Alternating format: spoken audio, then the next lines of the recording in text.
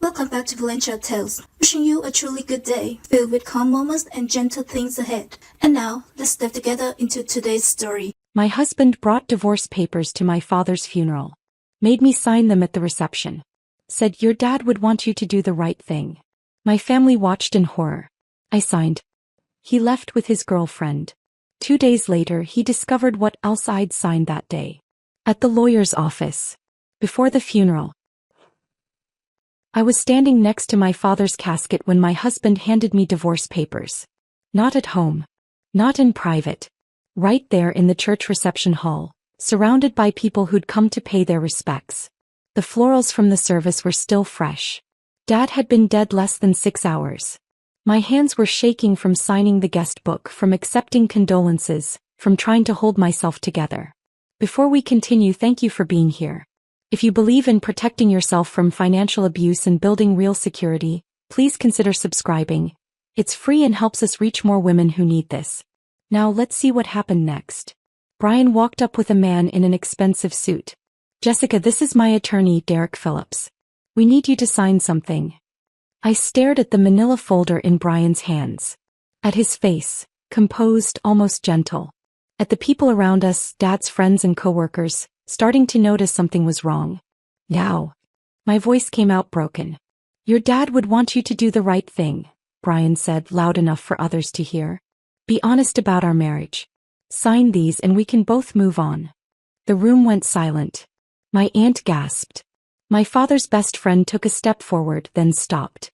Everyone was watching. Everyone was waiting to see what I'd do. I looked down at the papers Brian was offering. Divorce petition. My name as respondent. His name as petitioner. All the legal language about irreconcilable differences and asset division. You're doing this here?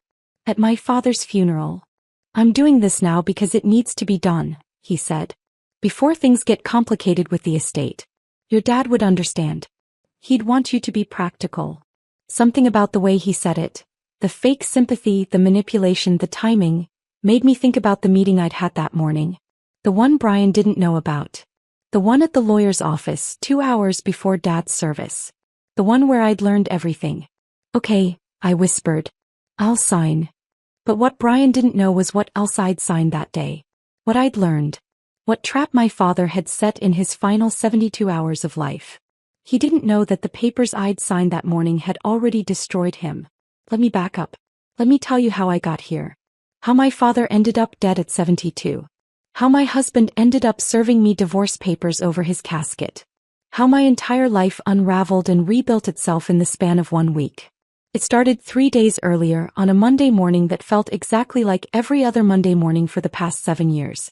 I stood at the kitchen counter at 5:30 a.m., making coffee in the same chipped pot I'd been using since Brian and I got married. The machine gurgled and dripped, filling our small rental house with a smell that should have been comforting but just felt repetitive. Another day. Another early shift. Another morning of waking up before my husband because I had a real job and he had networking meetings. Brian was still asleep upstairs. He'd been sleeping later and later over the past year, claiming his investor calls ran late into the night. I'd stopped questioning it months ago because questions led to arguments, and arguments led to me feeling like I was crazy for not understanding his vision. I worked at Memorial Hospital as a medical billing specialist. Fancy title for sitting in a basement cubicle processing insurance claims for people I'd never meet. The job paid okay, enough to cover our rent, groceries, utilities, and whatever Brian's latest business venture required. He always had a venture. Always had a pitch.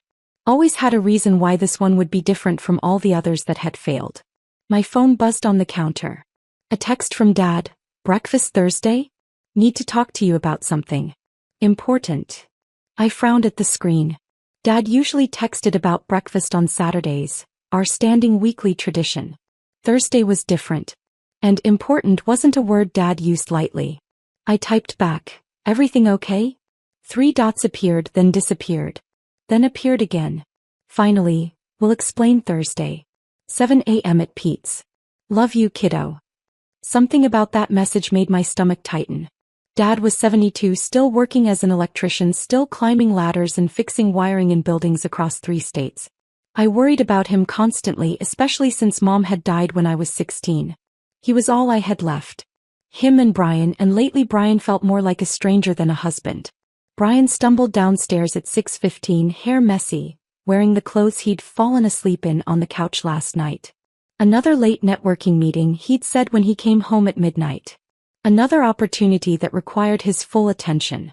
He kissed my forehead without really looking at me. Morning. Morning. Coffee's ready. Can't.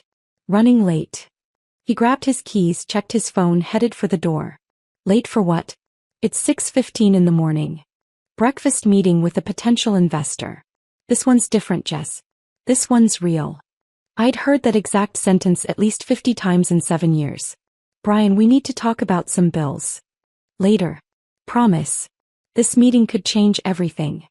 The door closed behind him. I stood alone in our kitchen holding my coffee, staring at the stack of red-stamped envelopes on the counter I'd been avoiding for weeks. Past due. Final notice. Collections warning. I noticed something then. The cologne. Brian was wearing the expensive cologne he kept in the bathroom cabinet, the one he said was too special for every day. He was wearing it for a 6:30 a.m. breakfast meeting. That detail stuck with me all day. Through my commute to the hospital. Through 8 hours of processing claims in my windowless cubicle between Sharon, who talked constantly about her grandkids, and Lisa, who complained about her deadbeat ex-husband. Through lunch in my car, eating a sandwich I'd packed because we couldn't afford the cafeteria. Around 3 p.m., I opened my personal email to check something for a claim I was processing. That's when I saw it. Subject line: Your Capital Reserve Platinum Card Statement. I'd never heard of Capital Reserve Platinum Card. Never applied for it. Never used it. My hands went cold as I clicked through. Account opened 6 months ago. Current balance: $8,400. Recent charges scrolled down the screen. Restaurants in neighborhoods I'd never been to, a jewelry store, weekend hotel stays. Charges that painted a picture I didn't want to see. All in my name. All using my social security number. Sharon's voice came over the cubicle wall. You okay, honey? You look pale. I closed the laptop, forced my face into something resembling normal. Just tired. You work too hard. You should take a day off. I couldn't afford a day off. Not with Brian's ventures draining our accounts and bills piling up, and now this credit card fraud in my name. During my break, I called the credit card company from my car in the employee parking lot. The representative was professional, unhelpful in that way customer service always was. The account was opened in person at our downtown branch 6 months ago. The application includes your signature and correct security question answers. What security questions? Mother's maiden name, city where you were born, name of your first pet. Brian knew all of those answers. Brian knew everything about me. We'd been married 7 years. I trusted him with every detail of my life. I didn't open this account. I need to dispute the charges. You'll need to file a police report for identity theft first, ma'am. Then we can begin an investigation. I sat in my Honda Civic staring at the hospital building, at people walking in and out living their normal lives, and felt something crack inside my chest. Not a clean break. A fracture that had been forming for months, maybe years, finally splitting open. My phone rang. Dad. Hey kiddo, about Thursday. Can we move it up? Tomorrow morning instead? Same time, same place. His voice sounded strange. Tight. Urgent. Dad, what's going on? You're scaring me. Nothing to be scared about. Just need to talk to you about some paperwork. Estate stuff. Boring but important. Are you sick? No. Well, no more than usual. Just getting old and trying to be responsible. Thursday at 7 a.m. Pete's Breakfast Corner. Don't tell Brian. That last part stopped me. Why not? Just don't. Please. Trust me on this. He hung up before I could ask more questions. I drove home in a fog, my brain trying to connect dots I didn't want to see. The credit card fraud. Brian's late nights. The cologne this morning. Dad's urgent breakfast request and his warning not to tell Brian. When I walked into our rental house that evening, Brian was on the couch with his laptop, phone pressed to his ear. He hung up immediately when he saw me. Just an investor, he said quickly.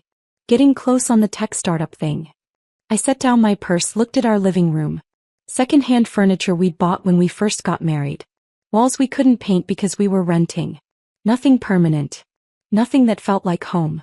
I'd wanted to buy a house years ago, used Dad's advice about building equity, but Brian always had reasons to wait. Brian, I need to ask you something. Can it wait? I've got another call in 5 minutes. No. It can't wait. My voice came out harder than I'd intended. Do you know anything about a Capital Reserve credit card in my name? His face changed. Just for a second. A flash of something, guilt, calculation, fear, before he rearranged it into confusion. What? Well, why would I? Because someone opened an account with my information. My social security number, my mother's maiden name, everything. And there's $8,400 in charges I didn't make. He stood up, ran his hand through his hair. That's identity theft. We need to file a police report. The card was opened in person. With security questions only you or I would know the answers to. Jess, are you accusing me of something? I'm asking you a direct question. He moved closer, put his hands on my shoulders. The touch felt manipulative rather than comforting. You've been so stressed lately. Working those long hours, worrying about money. Is it possible you opened it and forgot? Maybe during one of those nights you couldn't sleep. The word appeared in my mind with perfect clarity. Gaslighting. I stepped back away from his hands. I didn't open it, Brian. Okay. He held up his hands like I was being unreasonable. I believe you. We'll figure it out. But right now I really do have this call I can't miss.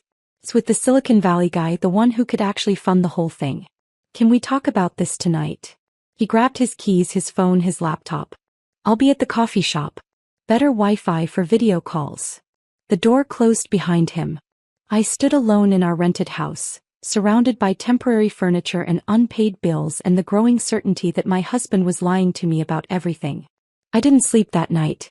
Just lay in bed staring at the ceiling, listening to Brian come home at 11:30 p.m., listening to him undress in the dark, listening to him fall asleep while I counted all the small lies that had led to this moment. Thursday morning, I met Dad at Pete's Breakfast Corner at 7 a.m. The diner was a place we'd been going since I was a kid. Red vinyl booths, coffee in white ceramic mugs, waitresses who'd worked there for decades and knew everyone's orders by heart. Dad was already there, sitting in our usual booth by the window. He looked different. Smaller somehow. Older than he'd looked the week before. You look tired, Dad. He smiled, but it didn't reach his eyes. Could say the same about you, kiddo. We ordered. Him the lumberjack special. Me the eggs and toast I never finished. The waitress left and Dad pulled an envelope from his jacket pocket. I need you to go somewhere this morning. Before work. He slid the envelope across the table. Inside was a business card. Eleanor Hartwell, estate attorney.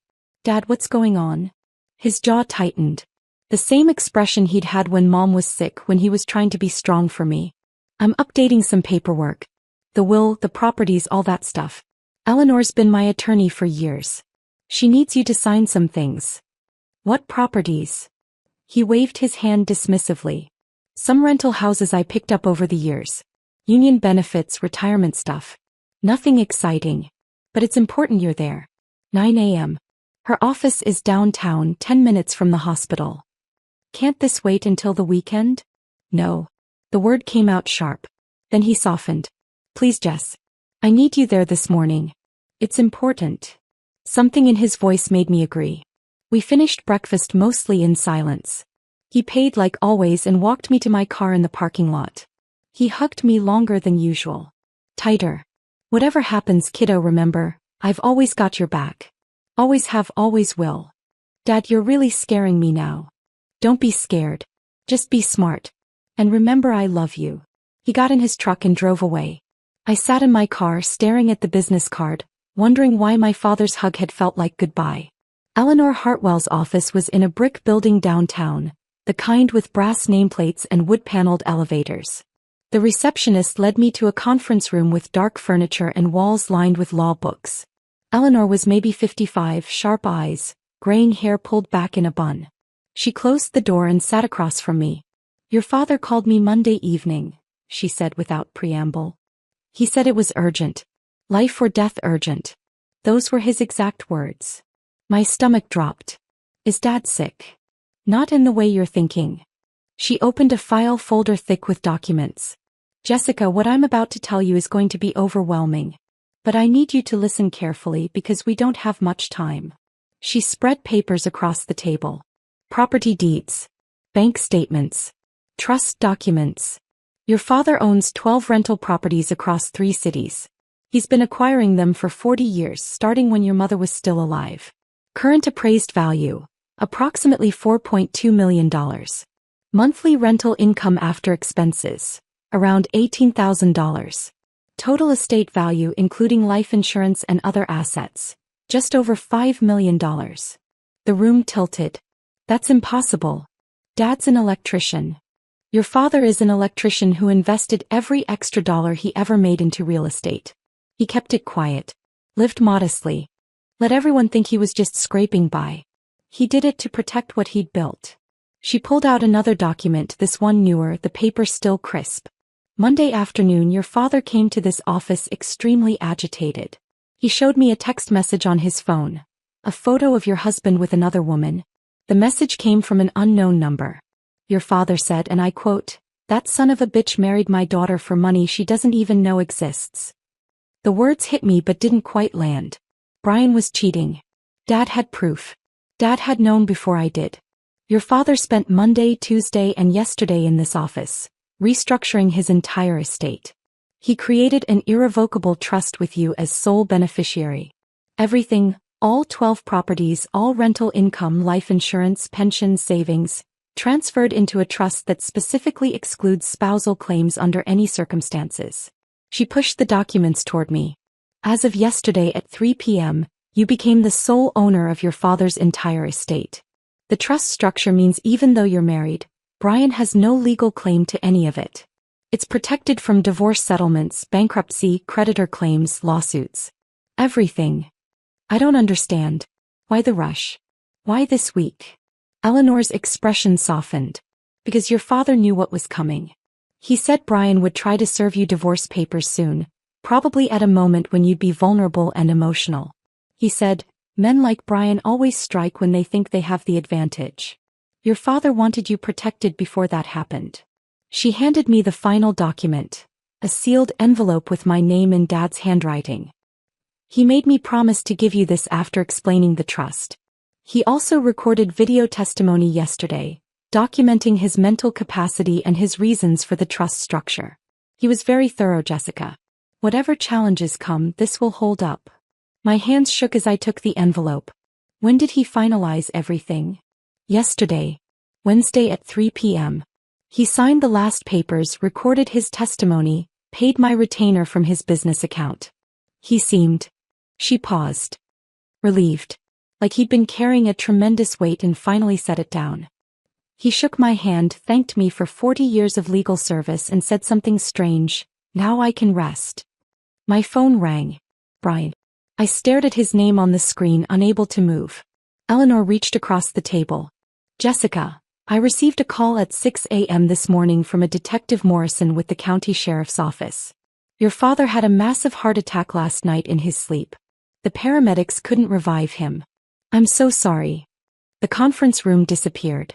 Sound became muffled. My father was dead. Dad was gone. And in his final 72 hours he'd somehow known it was coming, known what Brian was planning, known exactly what needed to be done to protect me. That's how I ended up here. Standing next to my father's casket in a church reception hall.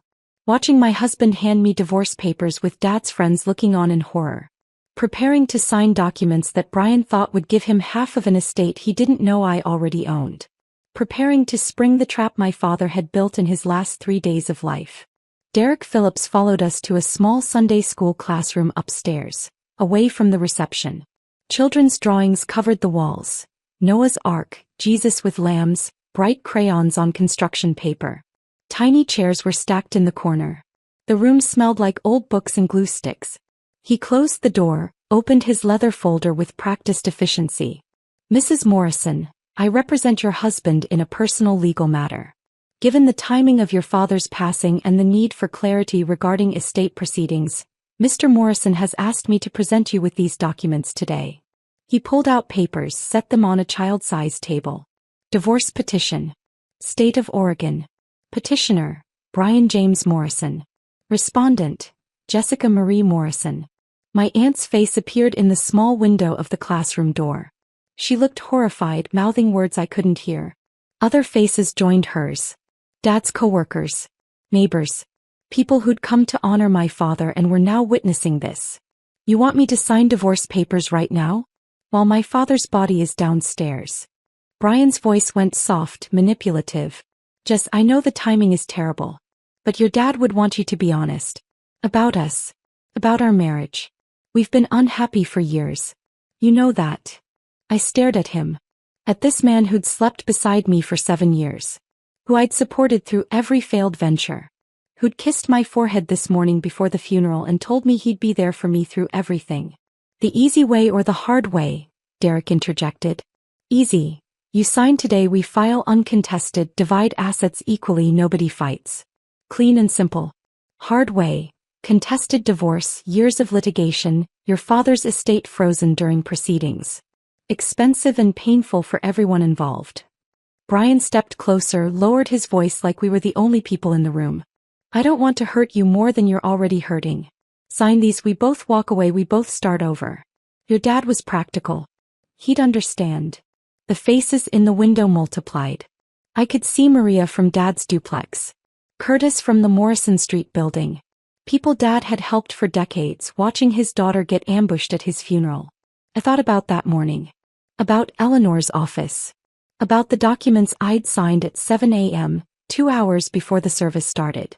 About the empire I'd learned existed while Dad's body was still at the morgue. Okay, I whispered. Where do I sign? Relief flooded Brian's face. Derek pulled out a pen, showed me the signature lines. Initial here. Sign there. Date this page. My hand shook. Real tears now because my father was really dead and this marriage was really over and I was signing papers in a Sunday school classroom while people watched through the window like this was some kind of horrible theater. I signed Jessica Morrison 4 times. Derek witnessed each one, dated them, collected everything back into his folder. I'll file these Monday morning. You'll receive confirmation within the week. Brian actually hugged me. Put his arms around me like he cared, like the past 7 years had meant something. Thank you for being reasonable. This is the right thing. You'll see. They left. I stood alone with crayon drawings of Bible stories, listening to footsteps descend the stairs, listening to my aunt's voice raised in anger downstairs, listening to my marriage end in the same building where my father's funeral had just happened. I waited 30 seconds. Then I went back down to the reception. Brian was already at a table with 2 of his friends, checking his phone, relaxed like he'd just finished an unpleasant but necessary task. He caught my eye, gave me a small nod. Almost sympathetic. I walked to the corner where Eleanor stood near the coffee station. She'd arrived during the funeral service, sat in the back, didn't approach me until now. It's done, I said quietly. She nodded once. Good. Now we wait. I moved through the rest of the reception like a ghost, accepting condolences, listening to stories about Dad I'd never heard. A woman named Maria from the 7th Avenue duplex hugged me, cried with me, told me my father had waived her rent for 3 months when she'd lost her job. Curtis, an elderly man from Morrison Street, said Dad had fixed his grandson's car for free last winter. Story after story of a man who'd lived quietly, generously without ever telling me. The Johnson family approached, young parents with a toddler. Your dad installed playground equipment behind our building with his own hands, the mother said. Wouldn't let us pay him. Said kids needed safe places to play. These people knew my father better than I'd known him. They'd seen the empire he'd built, not in properties and rental income, but in relationships and kindness and care. Brian left early, barely an hour after the signing.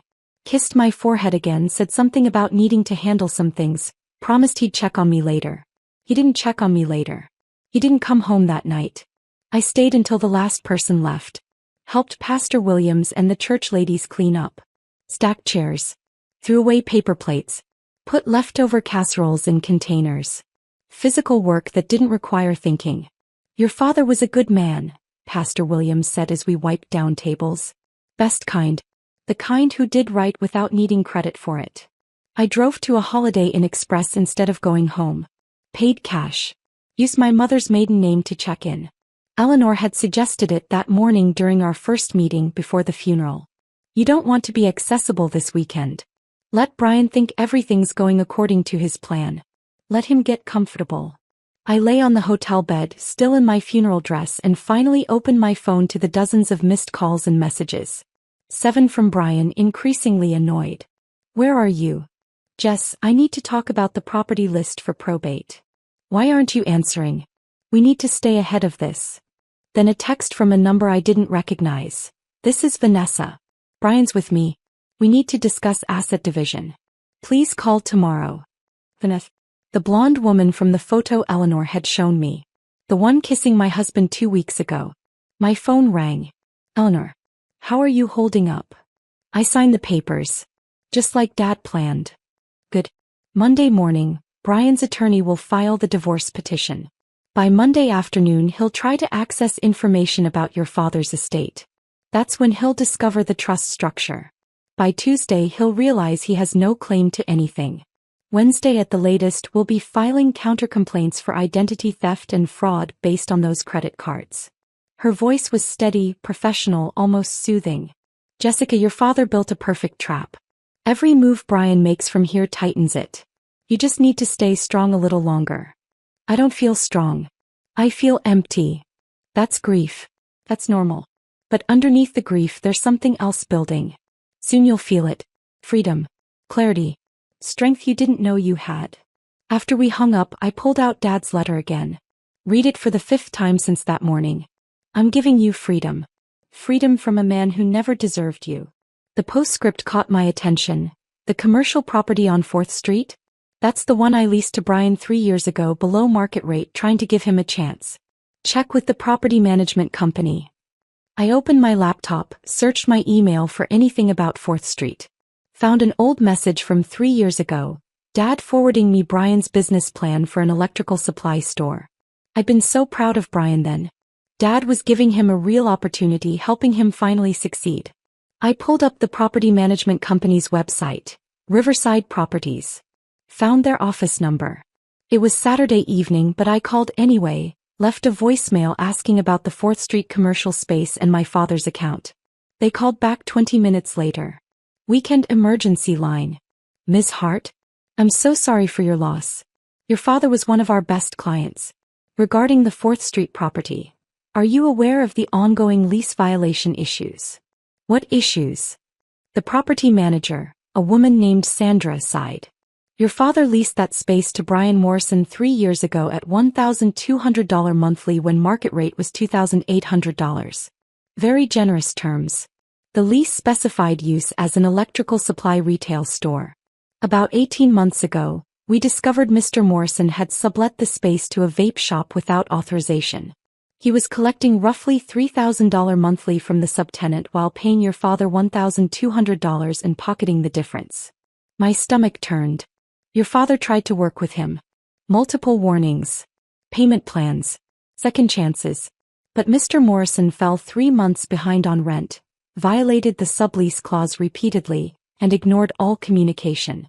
6 months ago, your father authorized us to begin eviction proceedings and filed a civil suit for back rent and damages.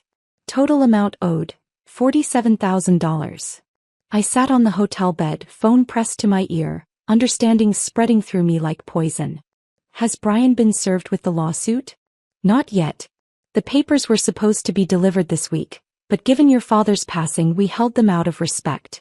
We weren't sure how you wanted to proceed. Proceed exactly as my father instructed. Serve the papers. Continue the eviction. All of it. Are you sure? It's a family matter now. Brian Morrison is not my family. Not anymore. My father made his decision. I'm standing by it. After hanging up, I sat in that generic hotel room with its beige walls and mass-produced art, and felt something shift inside me. Not grief anymore. Not shock. Something colder. Harder. Brian hadn't just cheated on me. He'd stolen from my father. Lied about his business failing when actually he'd been committing fraud. Used Dad's generosity as another revenue stream while crying poverty at home. Dad had known. For 6 months, Dad had known and said nothing to me. Building his case. Documenting everything. Protecting me the only way he knew how. I texted Eleanor, the 4th Street property. Dad leased it to Brian. He's been defrauding Dad for 18 months. There's a lawsuit pending. Can we use this? Her response came immediately. Yes. That's fraud, breach of contract, and evidence of character. Adds weight to everything else. Your father was meticulous, Jessica. Every piece matters. Sunday morning I woke early in that hotel room. Couldn't go home. Couldn't face the house I'd shared with Brian. Instead, I drove to the first property on Eleanor's list. The duplex on 7th Avenue where Maria lived. The building was small but well-maintained. 2 units, flower boxes on the windows, a neat lawn someone clearly cared for. Dad's old truck was still parked in the small lot behind it, work tools visible through the rear window. I sat in my car staring at that truck. The faded Union sticker on the bumper. The toolbox he'd had since before I was born. He'd driven this truck for 18 years. Never replaced it because it still worked. That was Dad. If it works, why change it? Maria came out at 7 a.m., saw me, waved. I got out, met her on the porch. Couldn't sleep, I explained. She nodded, understanding. Come in. Coffee's on. Her duplex was small but loved. Plants everywhere. Photos of grandchildren. A life built in a space my father had provided. I've been here 19 years, Maria said, pouring coffee into mugs with cats on them. Since my divorce. Your father gave me this place when I had 2 kids, no job and nowhere to go. First month free. Security deposit waived. He said, pay when you can. Family takes care of family. She showed me a folder she'd kept. Every rent receipt for 19 years, never late, always including a handwritten thank you note. He fixed our heater himself during that ice storm 3 years back. Middle of the night. Wouldn't hire it out. Said he didn't trust contractors to do it right. He was up on my roof at 2 a.m., 70 years old, making sure my grandkids wouldn't freeze. I spent Sunday morning driving to each property. Meeting tenants. Hearing stories. The Johnsons at the Cedar Street house showed me the playground equipment Dad had installed. Curtis at Morrison Street walked me through the community garden Dad had started in the empty lot behind the building. Every property told the same story. A man who cared more about people than profit. Who kept rents affordable. Who fixed things himself. Who showed up when families needed help. By noon I'd seen all 12 properties. Understood what Dad had really built. Not just buildings. Not just wealth. Community. Trust. Relationships that would outlast him. I sat in my car outside the mixed-use building downtown. The one with the empty apartment on the 2nd floor that Eleanor said was mine if I wanted it, and felt my phone buzz. Brian. Frantic. Where the hell are you? I've been calling all day. What do you need, Brian? I got a copy of your dad's will from county records. Did you know he owned 12 buildings? I knew he had some properties. Some? Jessica, we're talking millions. And according to this, it's all in your name. But we're married, which means it's marital property. We split it. That's how this works. I let the silence stretch. Is that why you served me divorce papers yesterday? At my father's funeral? So you could claim half of what he built. That's not, Jess, you're upset. Come home. Let's talk about this calmly. I'm not coming home. Consider those papers I signed my agreement. We're done. You can't just, we need to settle the assets.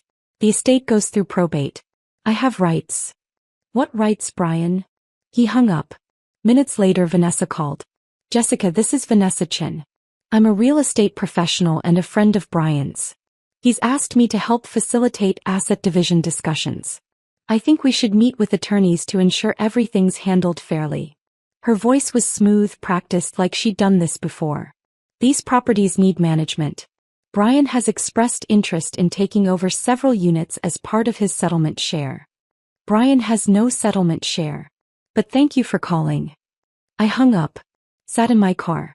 Watched people walk past on the downtown sidewalk, living their normal Sunday lives, having no idea that my entire world had exploded and rebuilt itself in 72 hours.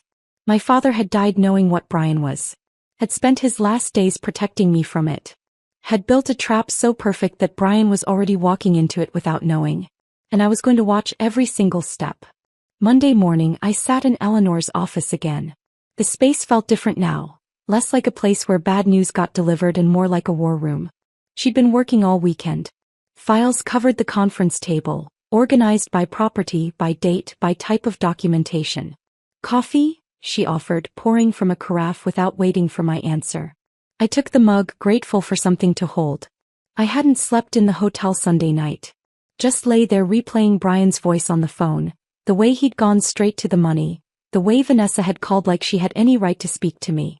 We're starting with the commercial property on 4th Street, Eleanor said, pulling out the thickest folder. The one your father leased to Brian. I'd almost forgotten about Dad's postscript. Almost. Eleanor opened her laptop, angled it so I could see the screen. Email exchanges between Dad and Riverside Properties, the management company. The messages started 3 years ago, friendly and optimistic. Jason Hart leasing 2,400 square feet to son-in-law Brian Morrison for electrical supply store. Below market rate approved.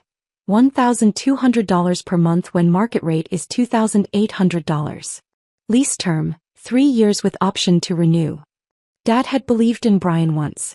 Had given him a real opportunity, not just talked about it. Had cut the rent by more than half to give him a fighting chance. I scrolled through more emails. The tone shifted around 18 months ago. Jason, need to discuss 4th Street property. Tenant has sublet space to retail vape shop without authorization per lease agreement. Lease specifies electrical supply store only. Please advise. Dad's response, I'll talk to Brian. He probably needed extra income to get through the startup phase. I'll have him correct it. More emails. More promises from Brian that Eleanor showed me in forwarded messages. Getting the vape shop out this month, I swear. Just need another few weeks to transition. The electrical supply business is picking up. Won't need the sublease much longer. Wise. All wise. 6 months ago, the property manager's tone changed completely. Jason, we need to discuss lease termination. Tenant is 3 months behind on rent.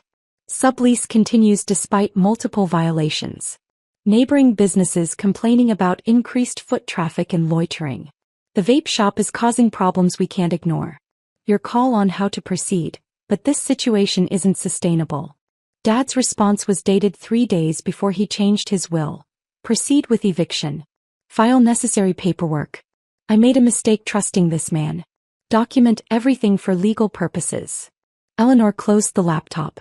Your father discovered Brian was collecting roughly $3,000 monthly from the vape shop subtenant. He paid your father $1,200, pocketed the $1,800 difference, and told both of you the business was struggling. My hands tightened around the coffee mug. For how long? 18 months.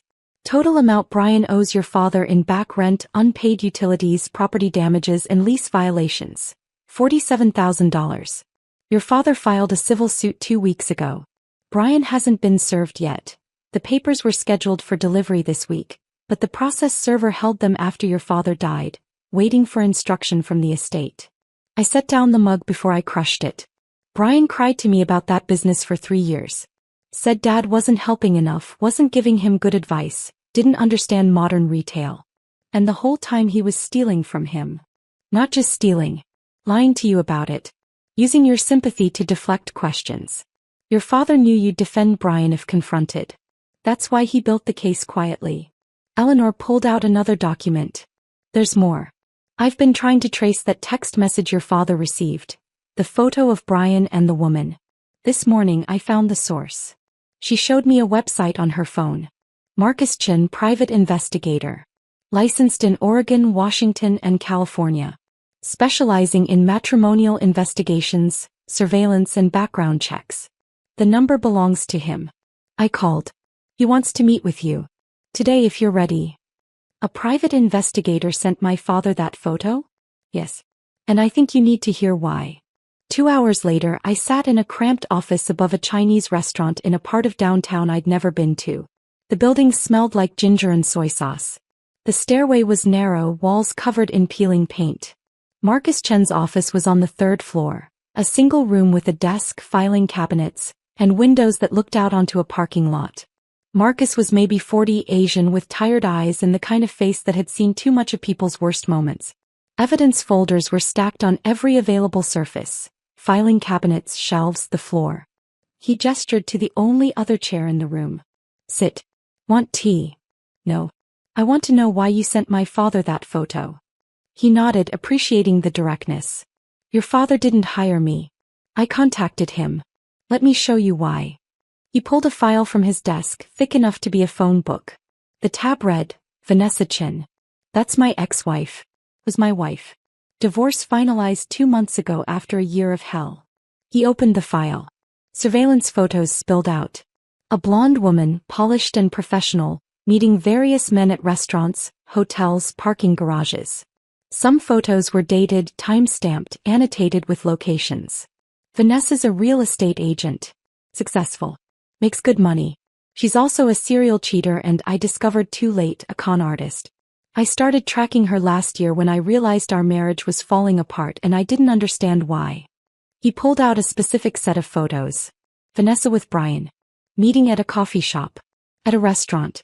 Outside a hotel. The progression was obvious. Strangers to acquaintances to something more. I followed her to a property showing 18 months ago. One of those open houses for a commercial space downtown. Your husband was there pretending to be a potential buyer. They talked for an hour. I watched the chemistry develop. Marcus's voice was flat, professionally detached, but I heard the pain underneath. I documented their affair for 6 months. Watched it develop from flirtation to regular meetings to hotel rooms. Standard cheating, I thought. Until I found files on her laptop. He turned his computer screen toward me. Spreadsheets. Property records. Public documents showing Dad's real estate holdings. Vanessa researches her targets. She knew exactly who Brian was married to. She pulled county property records, found your father's holdings, calculated their approximate value. She cultivated Brian deliberately. Not because she loved him. Because she wanted access to your inheritance. My throat went dry. She knew about Dad's properties before Brian did? Real estate agents have access to public records most people don't know how to search.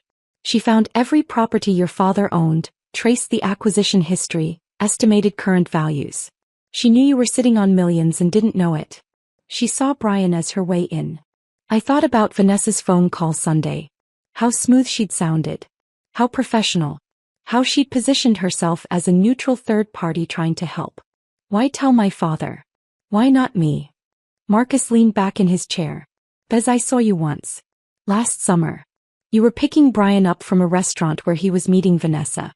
Both of them lied, told you and me they were meeting other people. You looked exhausted. Confused.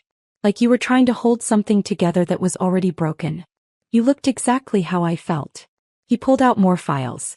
I thought about warning you directly. Showing up, explaining everything. But I've been a PI for 15 years. I've learned that affair victims don't believe strangers. They make excuses. They defend their partners. They need proof from someone they trust. So you sent the photo to Dad. I sent it to your father because parents see clearly when spouses are blind. I hoped he'd talk to you, show you the truth, help you leave before Vanessa and Brian could execute their plan. What plan? Marcus pulled up audio files on his laptop. This is where it gets worse. I installed a recording device in Vanessa's car during our separation. Oregon's a one-party consent state, and since it was marital property, it was legal. She didn't know. He pressed play. Vanessa's voice came through the laptop speakers, confident and cold. He thinks his father-in-law has 2 rental houses. Maybe 3. Try 12 properties worth millions. I pulled the public records. The old man's been buying real estate for 40 years. Smart. Quiet. Built a fortune nobody knows about. Brian's voice, recognizable and nauseating. Jessica said her dad was just an electrician. Union guy, blue collar, nothing special. Electricians in the union make decent money, especially one who worked major construction projects across 3 states. But this guy's smart. Kept everything quiet. Lived below his means. Classic stealth wealth. When he dies, Jessica inherits everything. You're married to a millionaire who doesn't know she's a millionaire. So we just wait for the old man to die? No. We're not waiting for some 70-year-old's timeline. Here's what we do. The plan unfolded in recorded detail. Vanessa instructing Brian to open credit cards in my name, build up debt, create a narrative of financial irresponsibility. Brian expressing concern about the risk. Vanessa pushing harder. Financial abuse is hard to prove. By the time she figures out the credit cards exist, you'll have already filed for divorce claiming she's the problem. Irresponsible with money. Won't listen to reason. Judges eat that up. You'll get half of everything including the inheritance. Another recording, dated 3 weeks ago. My lawyer says inheritances received during marriage are marital property in Oregon. If we're still married when he dies, you get half automatically. Vanessa's voice again. Then we need to accelerate the timeline. Make the old man die sooner. My blood went cold. Brian's nervous laugh. We're not killing anyone. That's insane. Not murder, genius. Stress. I researched him. Jason Hart has a heart condition. It's in his union medical records, which are semi-public if you know where to look. Men in their 70s with heart conditions don't last long under stress. Make his life harder. Create problems. Family drama. Financial pressure on his daughter. Stress kills old men every day. It's not murder. It's just helping nature along. Marcus stopped the playback. I sat frozen, unable to process what I'd heard. There's more, he said quietly. Conversations about forging your signature on property deeds after your father died. Plans to transfer assets before you understood what you owned. Even discussions about framing you for tax fraud if you resisted the divorce settlement. Vanessa's done this before. She targeted a widower 2 years ago, almost succeeded in taking his dead wife's life insurance before his adult children intervened. I found my voice barely. Why are you helping me? Because I failed to protect myself. I lost $80,000 to Vanessa before I figured out what she was. But I can protect you. And because 3 days before your father died, Jason came to this office.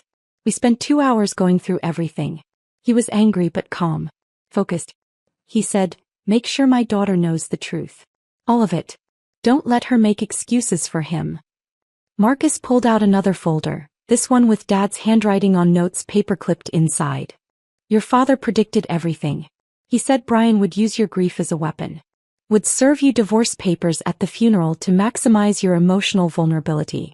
Would count on you being too shocked, too polite, too devastated to fight back in public. He showed me documents. Divorce papers pre-filed in my name, dated 3 days before Dad died. Papers that were never submitted. Your father had these prepared as a backup. He was ready to file on your behalf if necessary. But he suspected Brian would move first. He wanted you protected either way. The plan Dad had built was intricate, almost cinematic. He'd anticipated Brian's funeral ambush.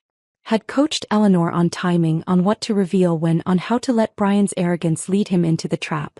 The trust documents transferred everything to your name Wednesday at 3 p.m., Marcus continued. Legally, as of that moment, you became the sole owner of $5 million in assets. The trust structure means even though you're married, Brian has zero claim. It's protected from divorce, bankruptcy, lawsuits, creditors, everything. He pulled out surveillance photos from the past week. Brian meeting with his attorney Derek Phillips. Brian with Vanessa at a coffee shop reviewing documents. Brian at a print shop, making copies of what were obviously legal papers. He served you at the funeral exactly as your father predicted. Vanessa coached him. She called it poetic justice in one of the recordings. They thought you'd sign anything while grieving. Thought your family would be too horrified to intervene in a public setting. Marcus met my eyes. Your father set a perfect trap. Brian walked right into it. The question now is what happens next. What does happen next? Monday, today, Brian's attorney files the divorce petition. By this afternoon he'll try to access information about your father's estate for asset division. That's when he discovers the trust. By tomorrow he'll realize he has no claim to anything. By Wednesday we'll be filing criminal complaints for identity theft and fraud. And by the end of the week Brian and Vanessa will both be facing charges.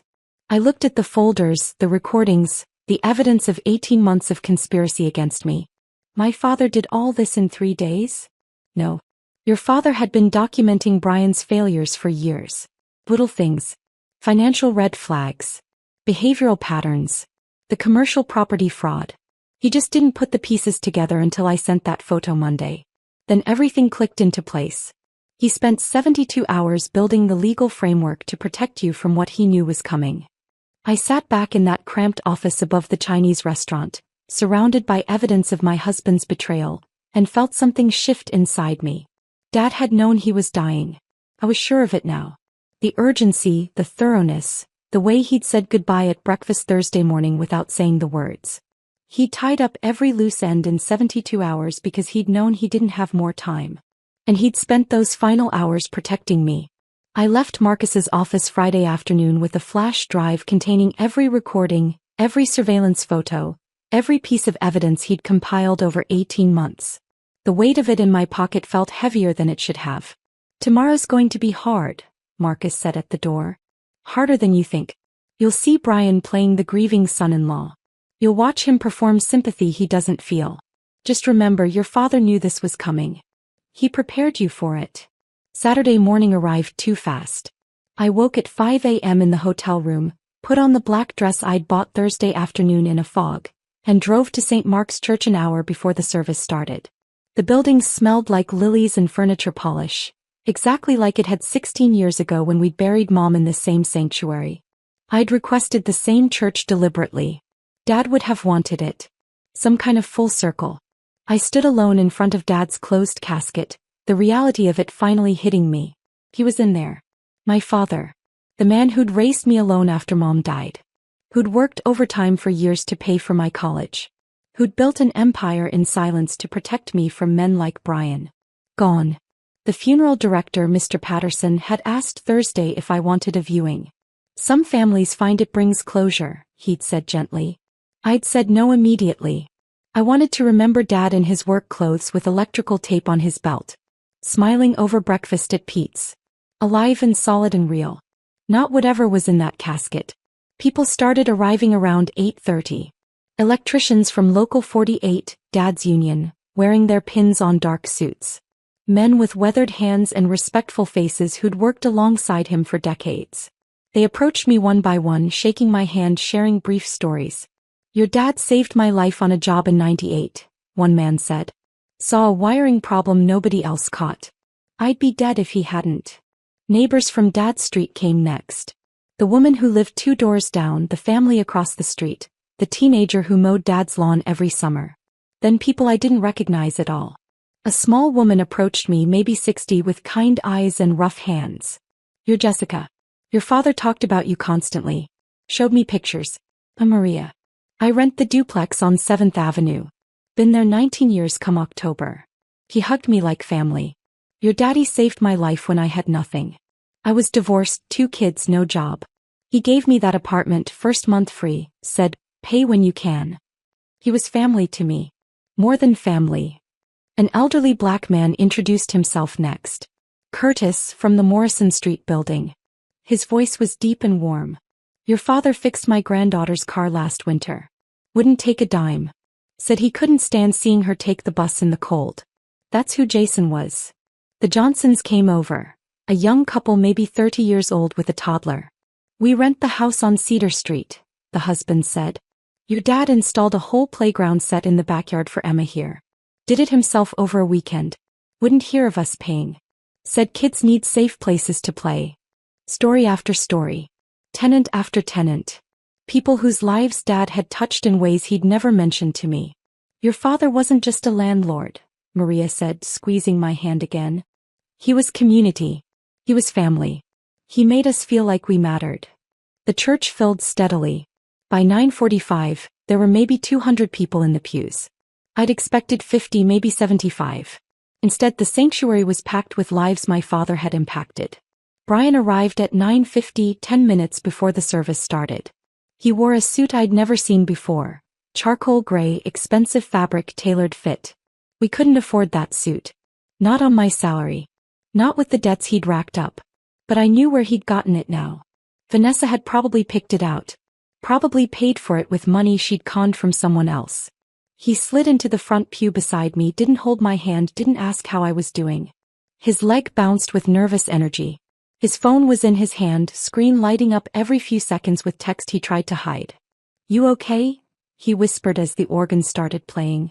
I nodded because speaking felt impossible. He hadn't asked about the will.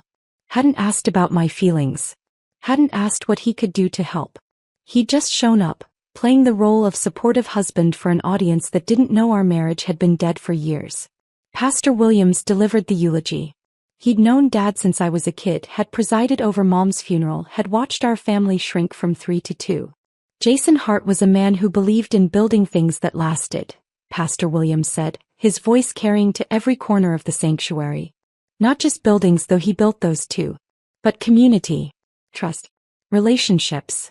He believed in taking care of people not because it benefited him but because it was right. He told stories I'd never heard. About Dad quietly paying for a church member's medical bills. About Dad showing up to help rebuild a neighbor's fence after a storm. About Dad mentoring young electricians who struggled with the technical aspects of the trade. Jason worked until the day he died because work gave him purpose. But his real purpose was his daughter. Everything he did, every choice he made, was to ensure Jessica would be taken care of. That's a father's love in its purest form. I felt Brian shift beside me, checking his phone again under the cover of the hymnal. The service ended. We filed out to the church basement for the reception. Exactly the kind of gathering Dad would have wanted. No fancy catering. No expensive arrangements. Just folding tables covered in casseroles and sandwich trays brought by church members. Coffee in big industrial percolators. Paper plates and plastic forks. Simple. Practical. Real. I stood near a memory board I'd put together Friday evening. Photos of Dad through the years. Dad and Mom on their wedding day. Dad holding baby me in the hospital. Dad at my high school graduation.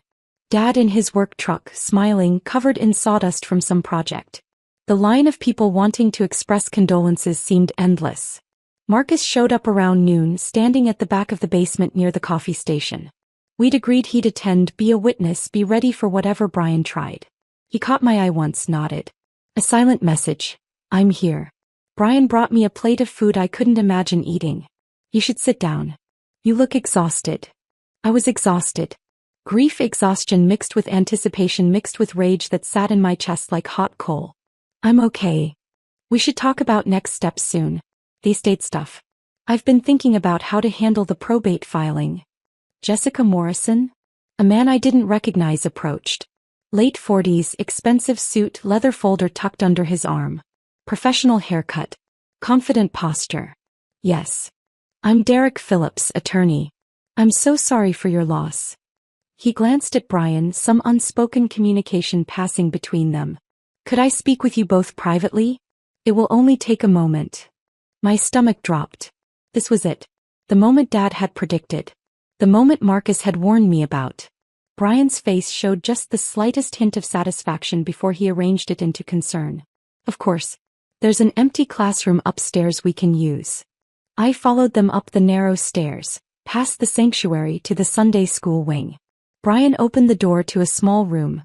Children's drawings covering the walls, Bible verses in crayon, tiny chairs stacked in the corner. Derek closed the door. Set his folder on a child-sized table covered in dried glue and marker stains.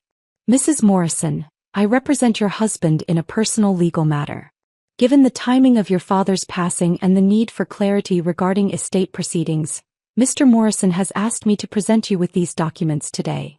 He opened the folder. Pulled out papers. Divorce petition. State of Oregon. Case number assigned. Petitioner, Brian James Morrison.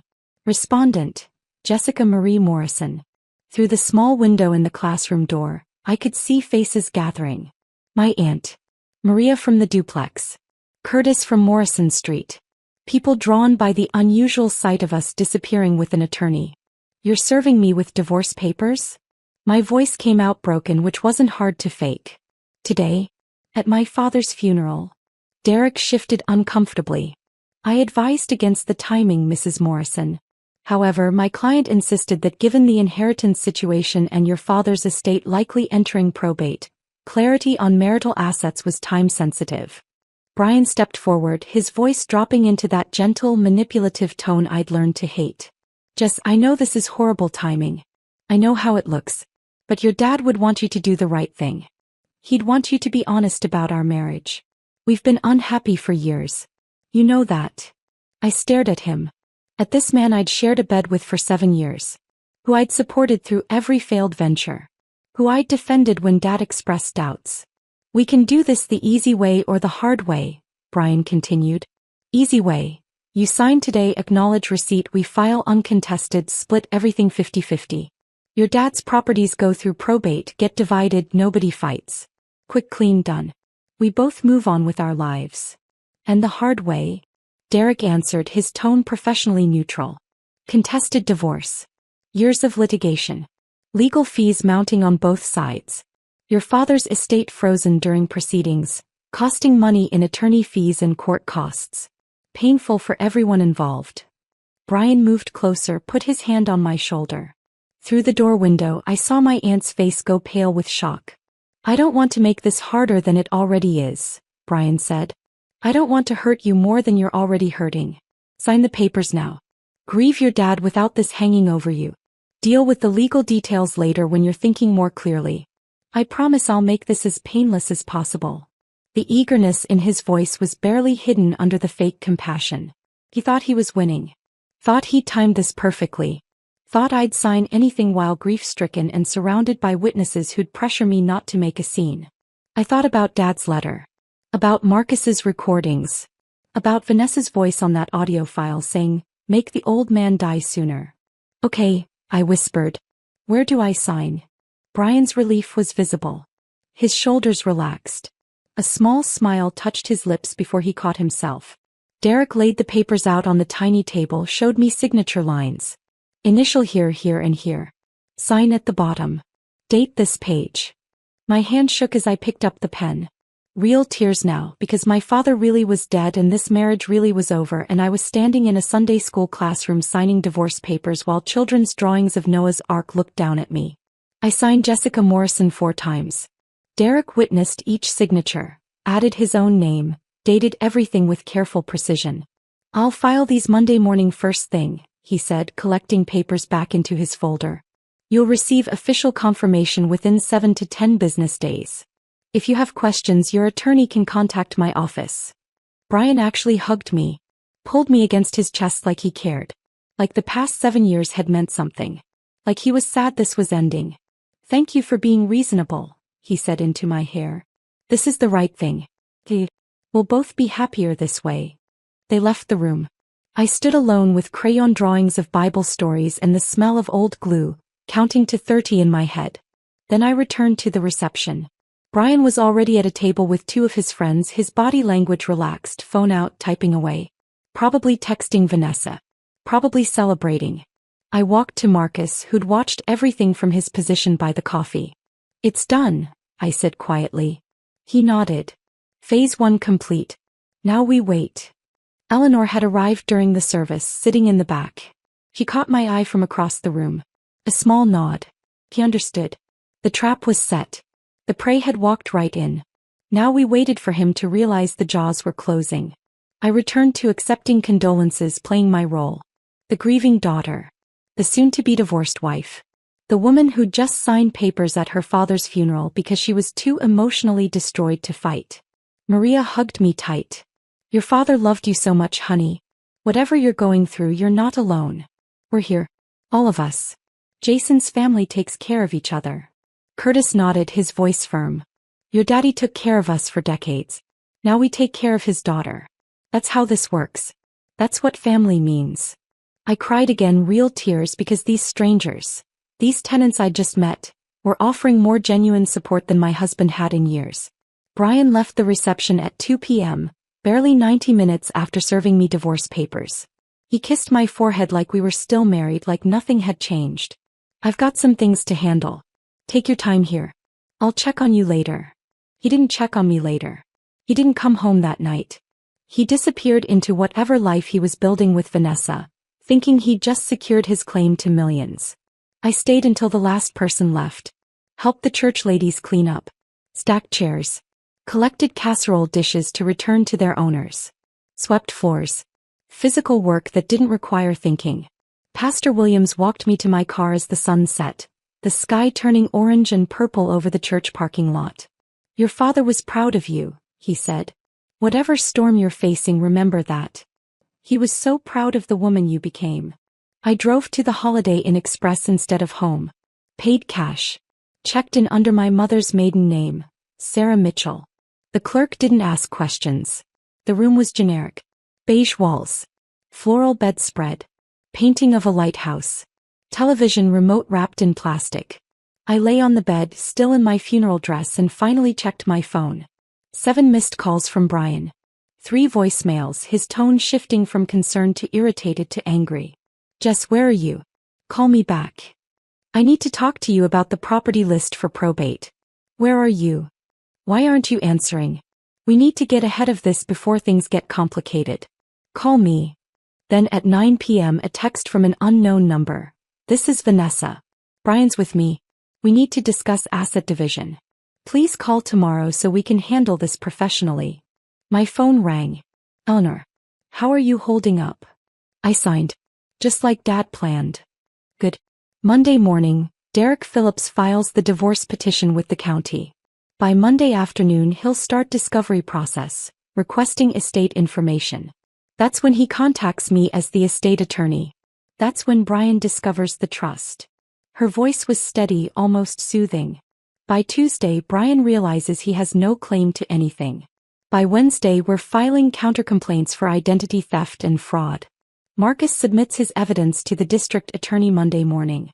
The recordings, the surveillance, the conspiracy documentation. All of it. She paused. Jessica, your father built a perfect trap. Every move Brian makes from here tightens it. I closed my eyes. I don't feel victorious. I feel empty. That's grief. That's normal. That's human. But underneath the grief there's something building. Soon you'll feel it. Clarity. Strength. Freedom. After we hung up, I opened Dad's letter one more time, reading it in the harsh fluorescent light of the hotel room. Life big. Life happy. Live free. Tomorrow was Sunday. Monday the trap would spring. But tonight I was just a daughter who'd lost her father. Who'd signed away a marriage that had died years ago. Who was hiding in a hotel room because going home felt impossible. I set my alarm for 6 a.m. There was somewhere I needed to be before everything exploded. Sunday morning I woke at 5:30 a.m. without needing the alarm. The hotel room was dark, silent except for the hum of the air conditioning unit. I dressed in jeans and a sweater, grabbed Dad's old electrician's jacket from my car, the one with Local 48 embroidered on the back that I'd kept meaning to return to him, and drove through empty streets to 7th Avenue. The duplex where Maria lived looked different in the early morning light. Peaceful. Well-maintained flower boxes on the windows, lawn recently mowed, paint fresh even though the building was decades old. Dad's truck sat in the small parking lot behind the building, right where he'd left it Thursday morning before his heart attack. I parked next to it, stared at the faded Union sticker on the bumper, the toolbox visible through the rear window. He'd driven this truck for 18 years, maybe longer. Never replaced it because it still worked fine. If it works, why change it? He'd say whenever I suggested getting something newer, safer. That was Dad. Practical to the point of stubbornness. Maria came out at 7 a.m., probably heading to work. She saw my car, saw me sitting there, and immediately changed direction toward me instead of her own vehicle. Jessica? Honey, what are you doing here? I got out, pulled Dad's jacket tighter against the morning chill. Couldn't sleep. Didn't want to be alone. I hope that's okay. Her face softened with understanding. Come inside. I'll make coffee. Her duplex was small but clearly loved. Plants covered every available surface. Windowsills, shelves, hanging baskets. Photos of grandchildren lined the mantel. A crocheted blanket draped over the couch. A life built in a space my father had provided. I've been here since my divorce, Maria said, filling a kettle at the sink. 22 years old with 2 babies and nowhere to go. My ex took everything in the split. The house, the car, the savings. Left me with nothing but child support he never paid. He pulled out mugs with cats on them. Your father showed me this place on a Tuesday afternoon. I told him I couldn't afford first month, last month, and deposit. He said, how about you just pay when you can? Family takes care of family. I cried right there during the showing. Maria opened a drawer, pulled out a folder. Inside were 19 years of rent receipts, organized by year, each one including a handwritten thank you note. Never missed a payment once I got on my feet, she said. Your daddy wouldn't raise the rent even when the neighborhood got expensive. Said he didn't buy properties to get rich, he bought them to help people build lives. He fixed our heater himself during that ice storm 3 years back. Middle of the night, 70 years old, up on the roof making sure my grandbabies wouldn't freeze. I sipped the coffee, barely tasting it. He never told me any of this. Your daddy wasn't the bragging type. I spent Sunday morning driving to each property on Eleanor's list. meeting tenants, hearing stories, seeing what Dad had actually built beyond the dollar amounts and property deeds. Curtis at Morrison Street showed me the community garden Dad had started in the empty lot behind the building. Raised beds full of tomatoes and peppers and herbs. A small greenhouse Dad had constructed from salvaged windows. Lot was just weeds and trash when your father bought this place, Curtis explained, walking me through rows of vegetables. He said, food brings people together. Organized the whole thing. Got everyone involved. Now we grow enough to feed half the building and donate extras to the food bank. The Johnsons at Cedar Street had a toddler who immediately ran to show me the playground equipment in the backyard. Swings, a slide, monkey bars, all installed by Dad himself over a weekend. We offered to pay, Mrs. Johnson said, watching her daughter play. Your father refused. Said every kid deserves a safe place to be a kid. He wouldn't even let us buy the materials. Did it all himself. By noon I'd visited all 12 properties. Each one told the same story. A man who cared more about people than profit. Who kept rents affordable. Who fixed things himself. Who built community. Are we going to lose our homes? Maria had asked before I left her duplex. With your father gone, will someone sell these buildings? No, I told her firmly. Nothing changes. Everything stays exactly as Dad wanted. I didn't tell her I was now their landlord. That I owned these buildings, these addresses, this legacy. They'd find out soon enough. The last stop was 4th Street. The commercial property Dad had leased to Brian. The windows were dark, a for lease sign prominently displayed. The vape shop Brian had sublet to was gone, evicted weeks ago according to the timeline Eleanor had shown me. I sat in my car in that parking lot, staring at the empty storefront. Dad had given Brian this opportunity. Cut the rent by more than half. Believed in him when he'd had no reason to. And Brian had stolen from him. Lied to him. Used his generosity as another revenue stream while crying poverty at home. Whatever sympathy I'd been holding on to snapped in that moment. My phone rang at 2 p.m. Brian, his voice frantic and angry. Where the hell are you? I've been calling all day. At a coffee shop. Why? We need to talk. No. This is important. About what? His voice shifted, forcing calm. About the properties. I pulled your dad's will from county records. Did you know he owned 12 buildings? I knew he had some rental properties. Some? Jessica, we're talking about millions of dollars. And according to the will, it's all in your name. But we're married, which means... Which means what, Brian? Silence stretched. Then, which means it's marital property. We split it 50-50. That's how community property laws work in Oregon. I let the pause lengthen, listening to his breathing on the other end of the line. Is that why you served me divorce papers yesterday? At my father's funeral? So you could claim half of what he built. That's not, Jess, you're upset. You're not thinking clearly. Let's talk about this calmly. Come home so we can discuss this like adults. I'm not coming home. What do you mean you're not coming home? I mean I'm not living with you anymore. The divorce papers you made me sign? Consider them my agreement. We're done, Brian. Completely done. His voice rose, panic creeping in. You can't just... We need to settle the asset division. Your father's estate has to go through probate. I have rights as your spouse. I have legal claims. What rights, Brian? What claims? He hung up abruptly. 5 minutes later my phone rang again. Unknown number. I answered. Jessica, this is Vanessa Chin. I'm a real estate professional and a friend of Brian's. Her voice was smooth, practiced, like she'd done this kind of call 1,000 times. Brian's asked me to help facilitate discussions about property division.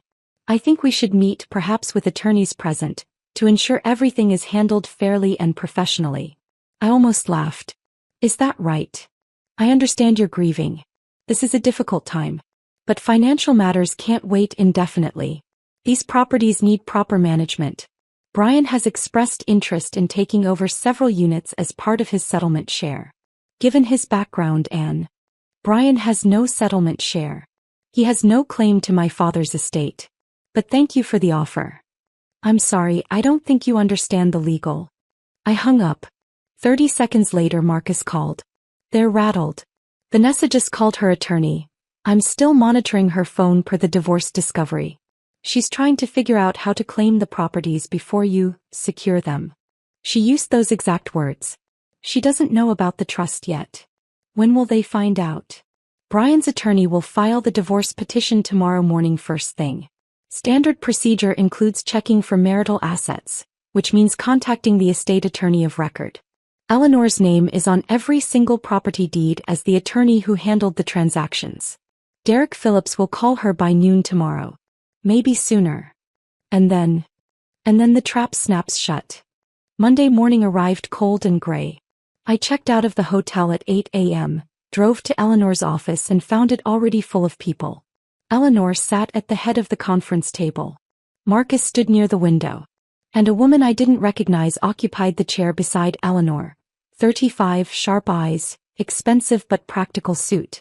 Jessica, this is Amanda Pierce, Eleanor said. She's a prosecutor with the district attorney's white-collar crime division.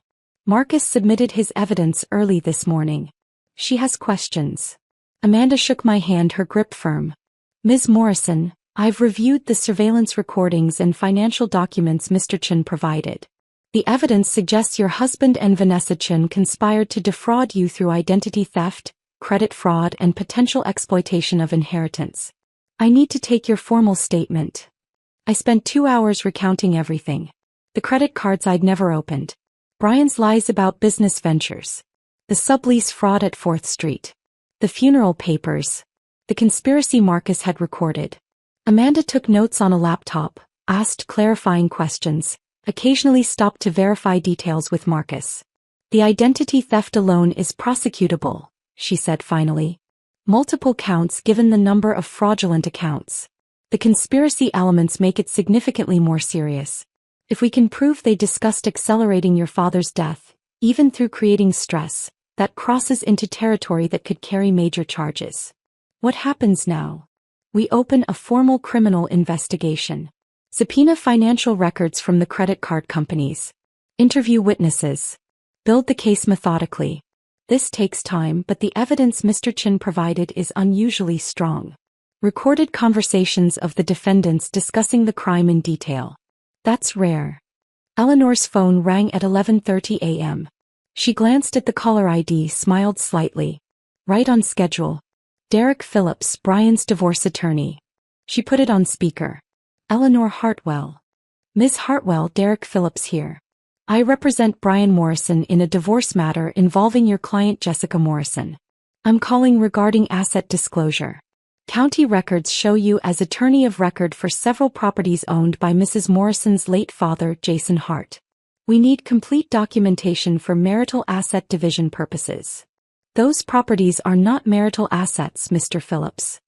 With all due respect, Ms. Hartwell, anything inherited during marriage is subject to division under Oregon community property law. Not when held in an irrevocable trust established prior to the decedent's death with specific exclusions for spousal claims, Mr. Phillips.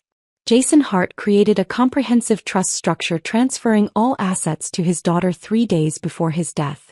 The trust documents explicitly state that under no circumstances can a spouse claim any portion of the corpus, income, appreciation, or associated benefits. I'll email you the relevant sections within the hour. Silence on the line. Long enough that I thought he'd hung up. Then, that's highly unusual timing. It's also entirely legal and ironclad. Your client has no claim to any property, rental income, or associated assets.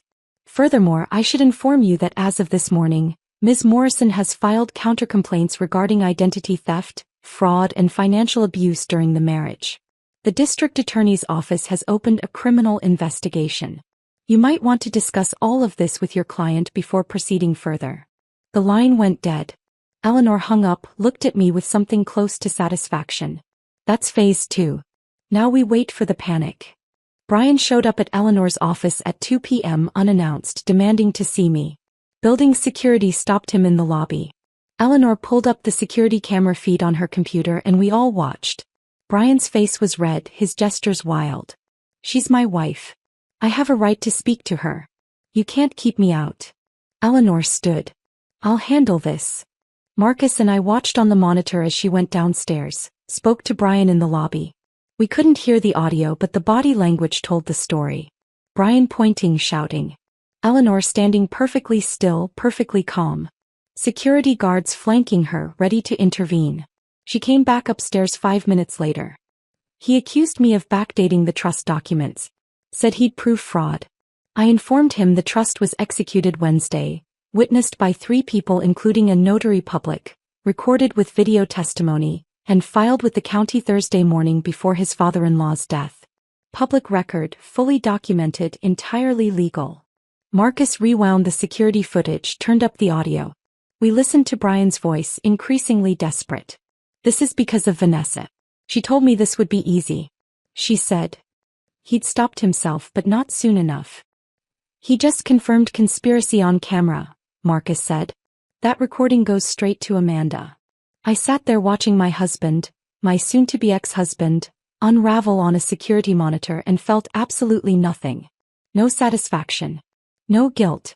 Just a hollow emptiness where 7 years of marriage used to be. What does he do now? I asked. Eleanor pulled out her calendar, made a few notes. He'll call Vanessa, panic together, probably hire a criminal defense attorney who'll tell them they're in serious trouble. Within 48 hours they'll realize the full scope. The properties they can't touch. The evidence they didn't know existed. The legal walls closing in from multiple directions. And then, Marcus answered, his voice quiet with certainty. Then they turn on each other. It's what people like them always do. Vanessa will blame Brian, claim he misled her about the inheritance value. Brian will blame Vanessa, say she manipulated him into the fraud. They'll both try to cut deals with the prosecutor, throw the other person under the bus to save themselves. Predictable as sunrise.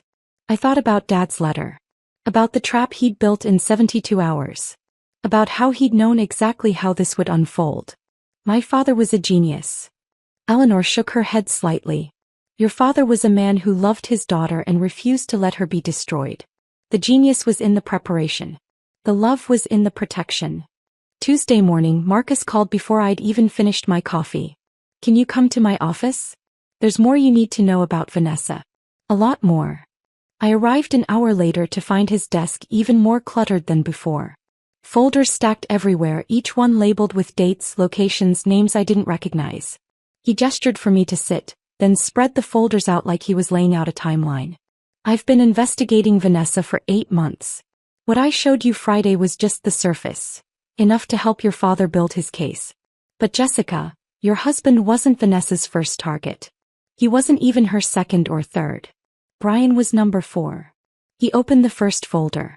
Inside were photos of Marcus himself, younger, smiling, standing next to Vanessa at what looked like a wedding. I married her 6 years ago. Met her at an open house. She was the listing agent. I was looking for investment property. She was charming, successful, attentive. Made me feel like the most important person in the room. We dated for 8 months, got married at City Hall, started what I thought was a real partnership. His voice stayed flat, professional, but I heard the pain underneath. I'm a private investigator. I investigate people for a living. But I never investigated her. That was my mistake. She drained $80,000 from our joint accounts over 18 months. Claimed they were bad investments, market downturns, things beyond her control. By the time I figured out she was lying, the money was gone. The divorce cost me another $100,000.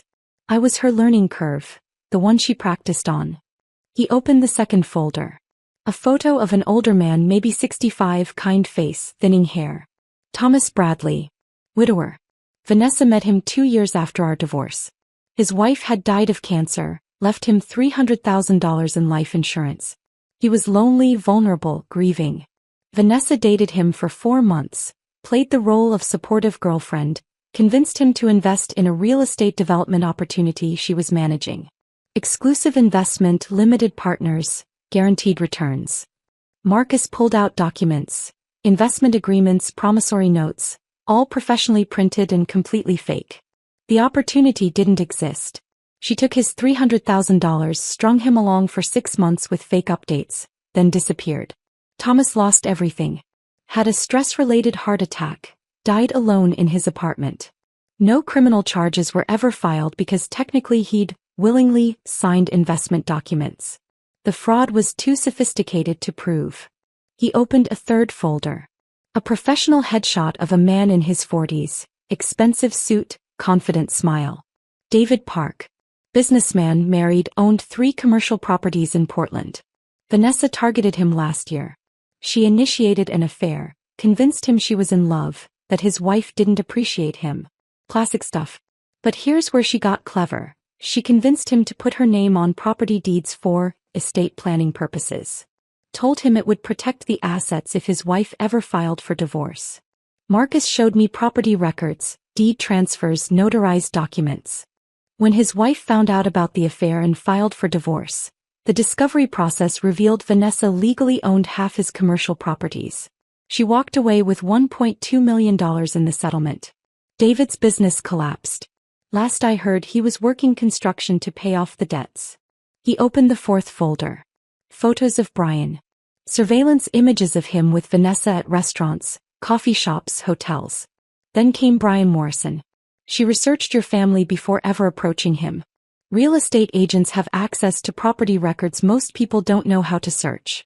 She pulled your father's holdings, traced acquisition dates, estimated current values. She knew you were sitting on millions before Brian did. Before you did. Marcus pulled up a timeline on his laptop, color-coded entries showing Vanessa's movements over 18 months. She cultivated Brian deliberately. Showed up at the same coffee shop he frequented. Randomly, attended the same networking events. Made it seem like fate. By the time they started the affair, she'd already done complete financial background checks on both of you. I stared at the folders, the pattern sickeningly clear. Why hasn't she been arrested? For victims, millions stolen, and she's just walking around free. Because she's careful. Everything looks consensual. Bad investments that victims agreed to. Estate planning that victims requested. Relationship drama that's messy but not illegal. By the time victims realize what happened, she's moved on to the next target. Evidence is scattered. Jurisdictions don't talk to each other. And men like Thomas and David were too embarrassed to push for prosecution. He pulled out the thickest folder, this one with my name on the tab. But the recordings I've collected over the past 3 months change everything. They document Vanessa planning crimes before committing them.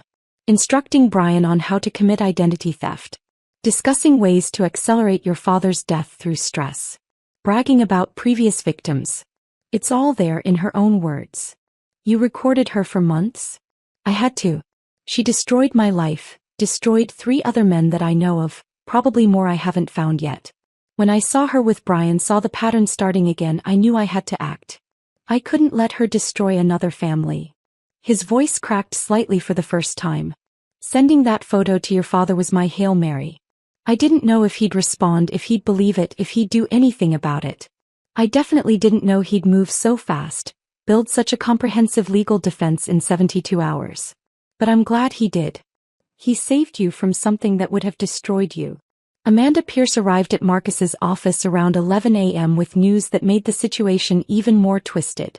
We subpoenaed Vanessa Chen's medical records this morning as part of the fraud investigation, she said, opening her laptop. Jessica, there's something you need to know. Something Brian definitely doesn't know. She turned the screen toward me. Medical records from a gynecologist's office. Vanessa claimed to Brian she was 8 weeks pregnant. That was the pressure point. The reason he needed to leave you immediately, serve the divorce papers, secure his share of your inheritance before the baby arrived. Brian mentioned it to his attorney mentioned it in a preliminary filing. That's how we knew to look. Amanda scrolled through the records. According to her gynecologist's files, Vanessa had a bilateral tubal ligation 4 years ago. That's voluntary permanent sterilization. She cannot get pregnant. She hasn't been pregnant. The whole thing was a lie. The room tilted slightly. She lied about being pregnant to manipulate Brian into moving faster? Exactly. Create urgency, make him feel responsible, force him to act before thinking clearly.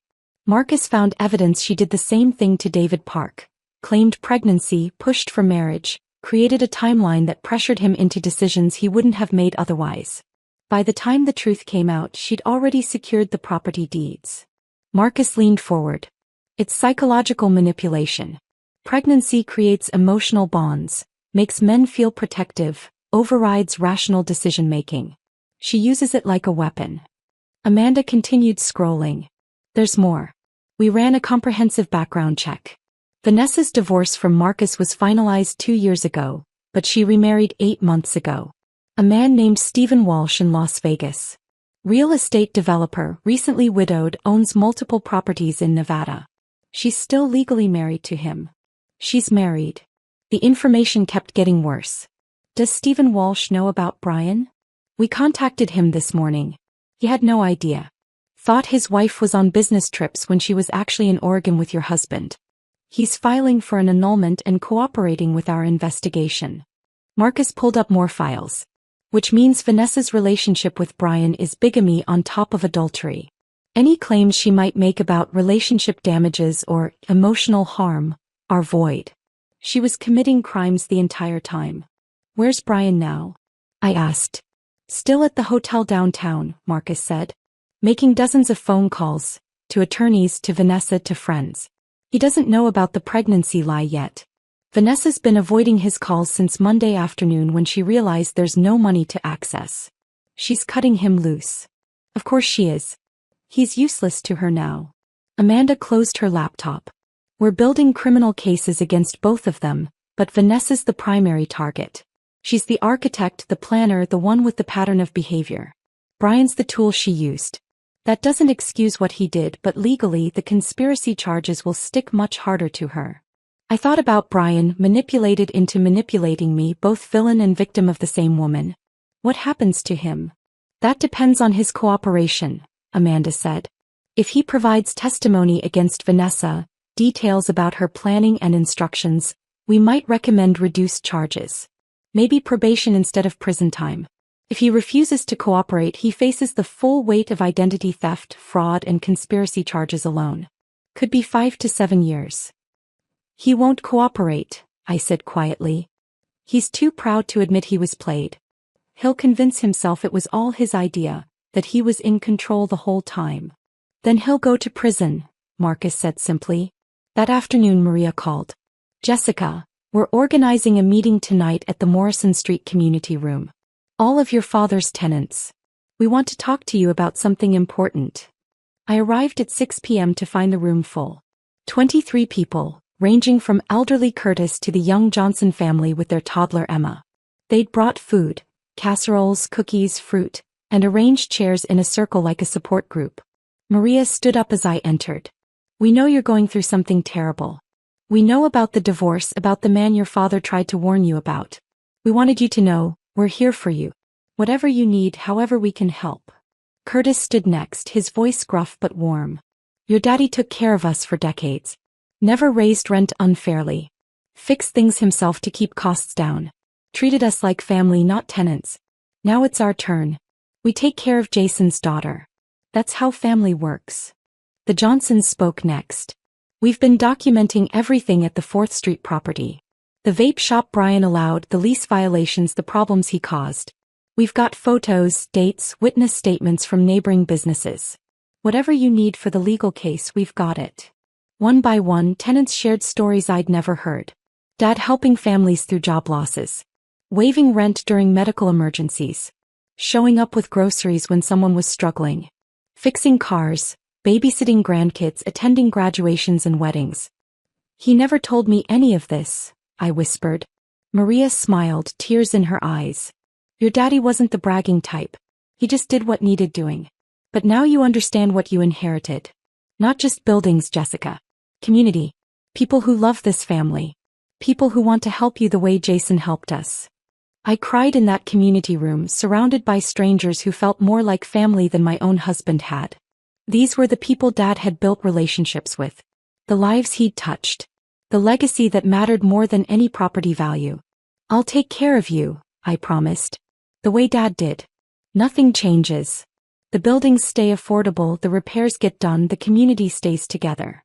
They applauded. Curtis handed me a cardboard box filled with cards, letters, photos spanning decades. For when you doubt yourself, he said. For when you forget who your daddy was and who raised you. Remember this. Remember us. Wednesday evening, I was back at the hotel when someone knocked on my door at 9 p.m. I looked through the peephole. Brian looking terrible. Unshaven, red eyes, wrinkled clothes like he'd slept in them. I opened the door with the chains still on. What do you want, Brian? Please. Just 5 minutes. I need to talk to you. Against my better judgment, I let him in. He sat on the edge of the bed, head in his hands, the picture of defeat. I messed up. I know I messed up. Vanessa played me. The pregnancy was fake. Did you know that? I know. She's not answering my calls. Her attorney sent me a cease and desist letter. She's claiming I harassed her, that the fraud was all my idea, that she's a victim. She's throwing me completely under the bus. I sat in the chair by the window, keeping distance between us. What did you expect? I don't know. I thought. He looked up, and for a brief moment I saw the man I'd married 7 years ago. Young, hopeful, full of dreams that never materialized. I thought your dad's money would fix everything. My failures, our problems, all of it. I thought if I could just access those properties, I could turn my life around, prove I wasn't worthless. So you committed fraud. Served me divorce papers at my father's funeral. Conspired with your mistress to steal my inheritance.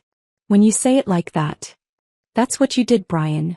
He started pacing. I know I can't fix this. I know you hate me. But Jess, they're going to arrest me. The prosecutor called my attorney. Identity theft, fraud, conspiracy. I could go to prison for years. You should have thought about that before opening credit cards in my name. I'm sorry. I'm so sorry. If I could take it back. But you can't. Sorry doesn't fix anything. He moved toward me, desperate. What if I testify against Vanessa? Give them everything she said, everything she planned? Will that help? Will you ask them to go easier on me? I looked at this man I'd shared 7 years with and felt nothing but tired. I'm not asking anyone to do anything for you, Brian. You made your choices. Now face the consequences. So that's it? You're just going to let me go to prison? I'm going to let the justice system do its job. He left without another word. I locked the door, feeling nothing. No satisfaction, no sadness. Just relief that it was finally over. Marcus called minutes later. Brian just left. Did he threaten you? No. He begged. It was pathetic. Good. Hotel security recorded the conversation. Hallway camera caught audio. He admitted to the fraud, admitted Vanessa manipulated him. Amanda will use that. I hung up and opened my laptop. Started researching property management courses, tenant rights laws, everything I'd need to know to run Dad's empire properly. The revenge was working. But that wasn't enough anymore. I had a legacy to build. Thursday morning, I was at a coffee shop near the hotel researching nonprofit incorporation procedures when Amanda called. We're moving forward. Arrest warrants signed this morning for both Brian Morrison and Vanessa Chin. Brian will be picked up this afternoon at his hotel. Vanessa's proving more difficult. She left town Tuesday night, but we've got alerts at airports and border crossings. We'll find her. My coffee went cold in my hands. This was really happening. When will I know? You'll know. Trust me, you'll know. By 3 p.m. my phone started buzzing nonstop. Text messages from people I barely knew. Missed calls from numbers I didn't recognize. I finally answered one. Sharon from the hospital billing department. Jessica. Oh my God, are you okay? It's all over the news. Your husband was arrested. They're saying fraud, identity theft, conspiracy. Is it true? I turned on the television in my hotel room. Local news, breaking story banner across the bottom of the screen.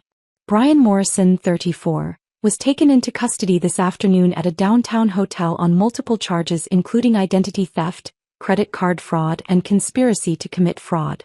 Morrison is accused of opening fraudulent accounts in his wife's name and conspiring with real estate agent Vanessa Chin to defraud his late father-in-law's estate. They showed footage of Brian being let out of the hotel in handcuffs, head down, refusing to look at cameras. He looked smaller somehow. Defeated in a way I'd never seen. The news anchor continued. This arrest is part of a larger investigation into Chin, who authorities say has targeted multiple victims over several years in elaborate financial schemes. Chin is currently wanted on multiple warrants and is believed to have fled the jurisdiction. My phone rang. Eleanor. Have you seen the news? I'm watching it now. Marcus's evidence opened everything up. Thomas Bradley's family heard about the arrest, came forward with their story. They're pushing for charges related to his death. Elder abuse, fraud, whatever will stick. David Park filed a civil suit this morning seeking to recover the $1.2 million Vanessa took in his divorce. The whole pattern is unraveling. I sat on the hotel bed watching my husband's arrest play on loop on 3 different news channels. Brian's attorney called me an hour ago, Eleanor continued. He's already negotiating a plea deal. Wants to offer full testimony against Vanessa in exchange for reduced charges. He's scared Jessica. Looking at serious prison time, and his attorney knows cooperation is his only path to a lighter sentence. Will he take it? Probably. Pride only goes so far when you're facing 7 years in prison. My guess is he'll serve 2 years, maybe 18 months with good behavior. Vanessa's another story. Have they found her? Not yet. But they will. She made a mistake leaving. It adds flight risk to the charges, makes bail nearly impossible. When they catch her, she's looking at 10 to 15 years minimum. The news switched to another story. I turned off the television. Eleanor, is it really over? The criminal proceedings are just beginning. But for you? Yes. The divorce will be finalized uncontested within 30 days. Brian has no claims to anything. Your father's estate is completely secure. You're free, Jessica. Free. The word should have felt triumphant. Instead it felt strange, almost hollow. I'd been operating in crisis mode for 2 weeks. Funeral, betrayal, legal warfare. Now what?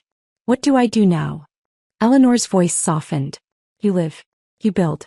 You become the woman your father knew you could be. Friday afternoon I finally dealt with Dad's truck. I'd been avoiding it, this last physical piece of him sitting in that parking lot behind Maria's duplex. But I couldn't leave it there forever. I drove to 7th Avenue, parked next to the old Ford pickup. The keys were still in the ignition where Dad had left them Thursday morning before his heart attack. Like he'd just run inside for a minute and would be right back. I climbed into the driver's seat. The smell hit me immediately.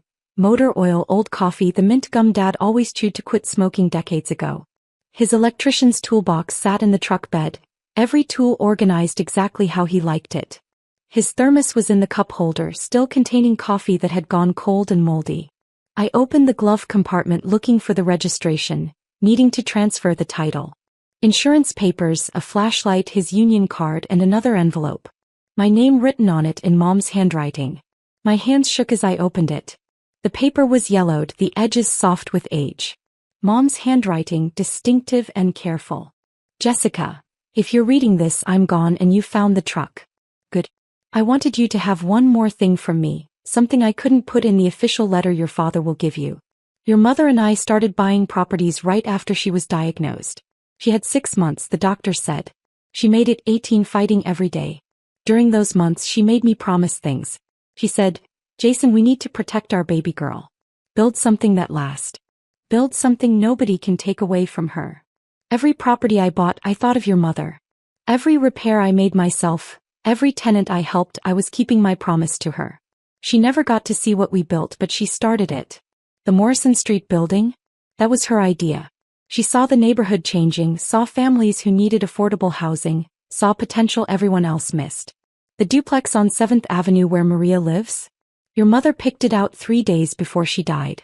She was so weak she could barely walk, but she insisted we drive by it. She said, that will help someone, Jason. Buy it. She never got to see it renovated, but she knew it would matter. You inherited more than money, kiddo. You inherited your mother's vision and my stubbornness. Use them both. Build something that matters. Help people the way we tried to help you. And remember, we're always with you. Every building, every brick, every tenant who says thank you. That's us watching over you. I love you, Jessica. Mom loves you. Make us proud. Dad. I sat in that truck in a parking lot on a Friday afternoon and cried. For Dad. For Mom. For the family that had protected me even from the grave. For the legacy I'd almost lost and the responsibility I'd just inherited. 3 months passed. The initial chaos settled into routine. The divorce was finalized in October. Uncontested, quick, final. Brian pleaded guilty to identity theft and fraud charges, was sentenced to 2 years in minimum security prison. Vanessa was found in Arizona trying to board a flight to Mexico, was extradited back, and was currently awaiting trial with bail denied. The news cycle moved on. People stopped asking me about it. Life returned to something resembling normal, except nothing was normal anymore. I sat in Eleanor's conference room on a cold November morning with a purpose that had nothing to do with revenge or legal battles. I want to create a foundation, I told Eleanor. In my parents' names. The Jason and Sarah Hart Foundation for Financial Empowerment. I'd spent 3 months researching nonprofit structures, talking to financial advisors, consulting with people who ran similar organizations. I had a complete proposal printed and bound. The foundation will focus on helping women escape financial abuse. Free financial literacy classes. Emergency grants for women leaving dangerous situations. Mentorship programs pairing survivors with professionals who can teach them skills. Legal aid partnerships. Eleanor read through my proposal carefully. This is comprehensive. You've really thought this through. I've had time. The rental income is $18,000 monthly. Half keeps the properties maintained and reinvested. Dad's buildings need to stay strong for the tenants. The other half funds the foundation. That's $9,000 monthly for programming, grants, education. It's not millions, but it's sustainable. Marcus, who'd become an unlikely friend through all of this, leaned forward. You could scale this. Partner with domestic violence shelters, legal aid organizations, community colleges. The model is replicable. That's phase 2. Right now I want to start small, do it right. I'm enrolling in classes part-time starting January. Property management certification and social work basics. I want to understand both sides of this. The business side and the human side. Eleanor set down the proposal. Your father would be so proud of you. I hope so. I'm trying to honor what he built. What he and Mom built together. Maria had volunteered to help organize the mentorship program. Curtis offered to teach basic home repair and maintenance skills. Practical knowledge that helped people save money and feel capable. The Johnsons were coordinating childcare during workshops so mothers could attend without worrying about their kids. The community Dad had built was expanding, becoming something bigger than any of us alone. We launch in March, I decided. 6 months from now. That gives me time to get the nonprofit status approved, recruit board members, set up proper infrastructure. We'll hold the first workshop in the Morrison Street Community Room. It feels right starting there. December brought Vanessa's trial. Amanda called asking if I wanted to give a victim impact statement. I didn't hesitate. Yes. I want her to hear this from me. The courthouse was smaller than I'd imagined. Plain. Bureaucratic. Fluorescent lights and worn carpet. Vanessa sat at the defendant's table in an orange jumpsuit, her blonde hair pulled back in a simple ponytail, no makeup, looking ordinary in a way that felt almost offensive given the damage she'd caused. When the judge called my name, I walked to the podium. Looked directly at Vanessa.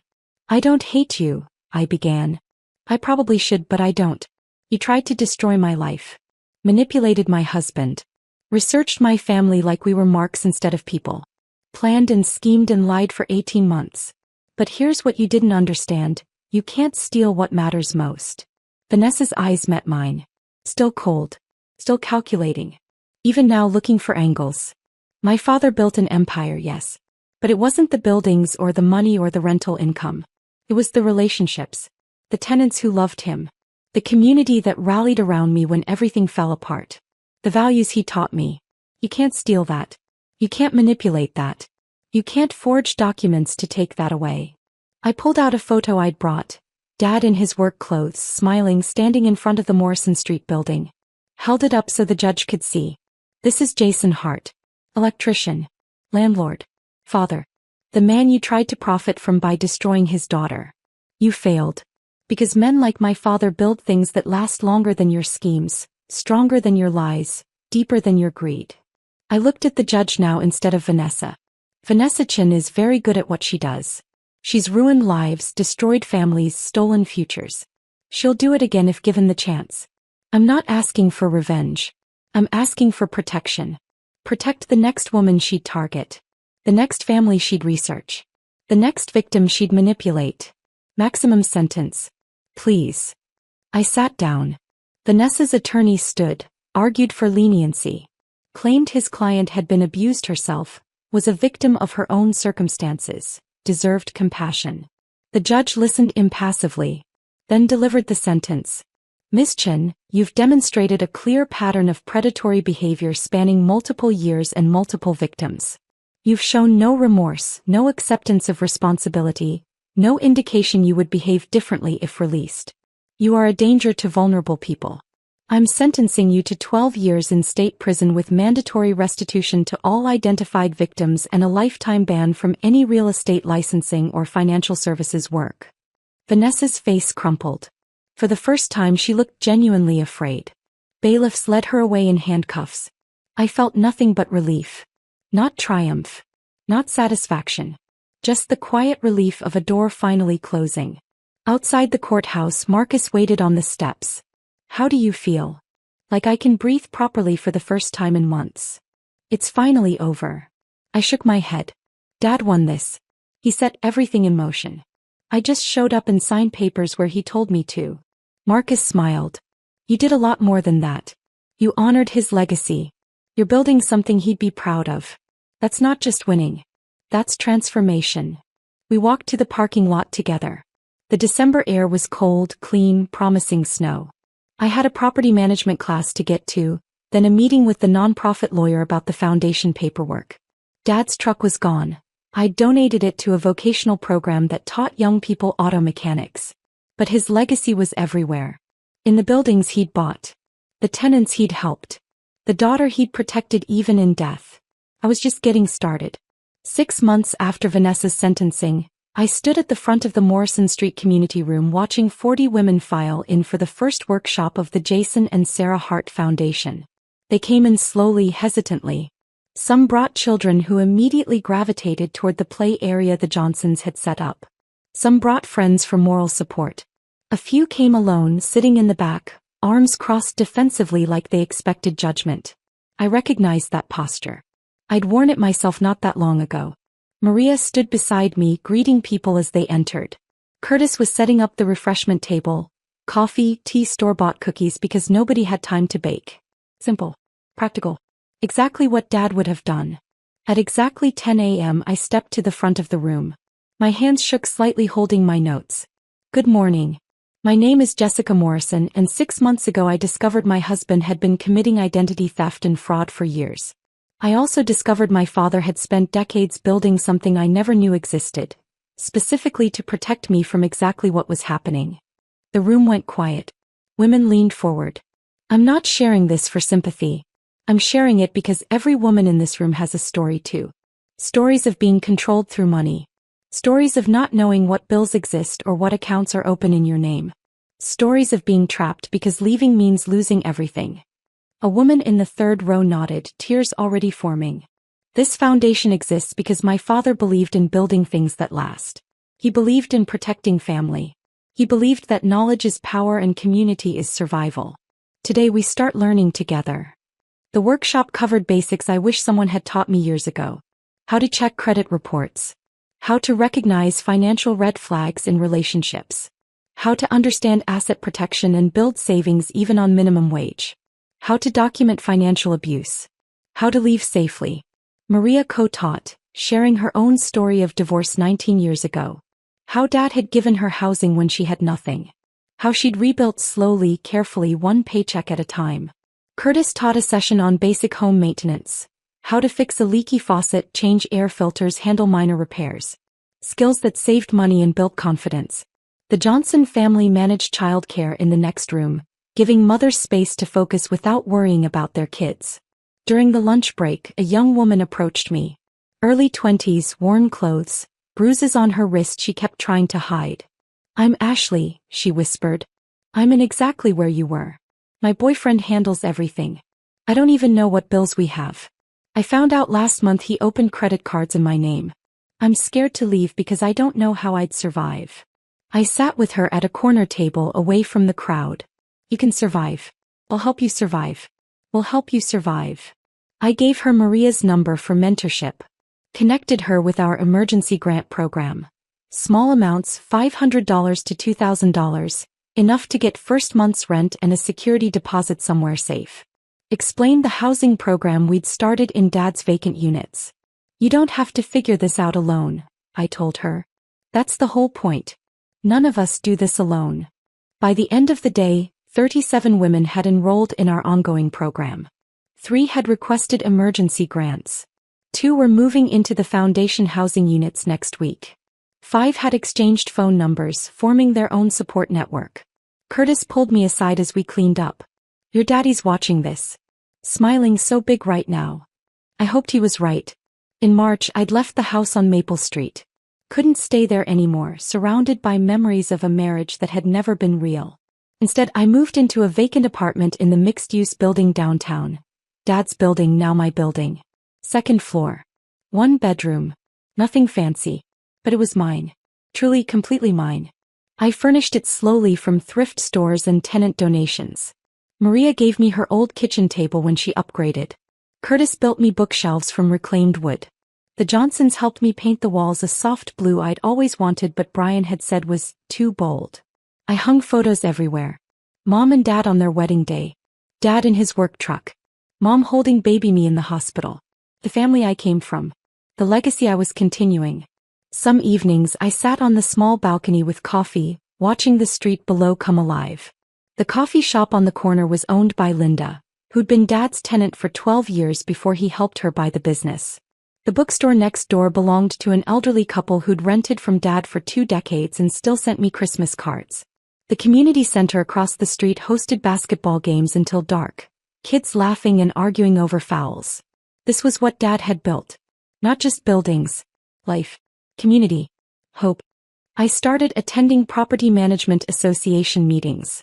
Met with tenants monthly to hear concerns and feedback. Learned to read complex lease agreements and navigate city housing codes. Took online courses in property maintenance and tenant relations. Miguel, who'd managed Dad's properties for 15 years, became my mentor. "Your father had a philosophy," he explained one afternoon while we toured a unit that needed renovation.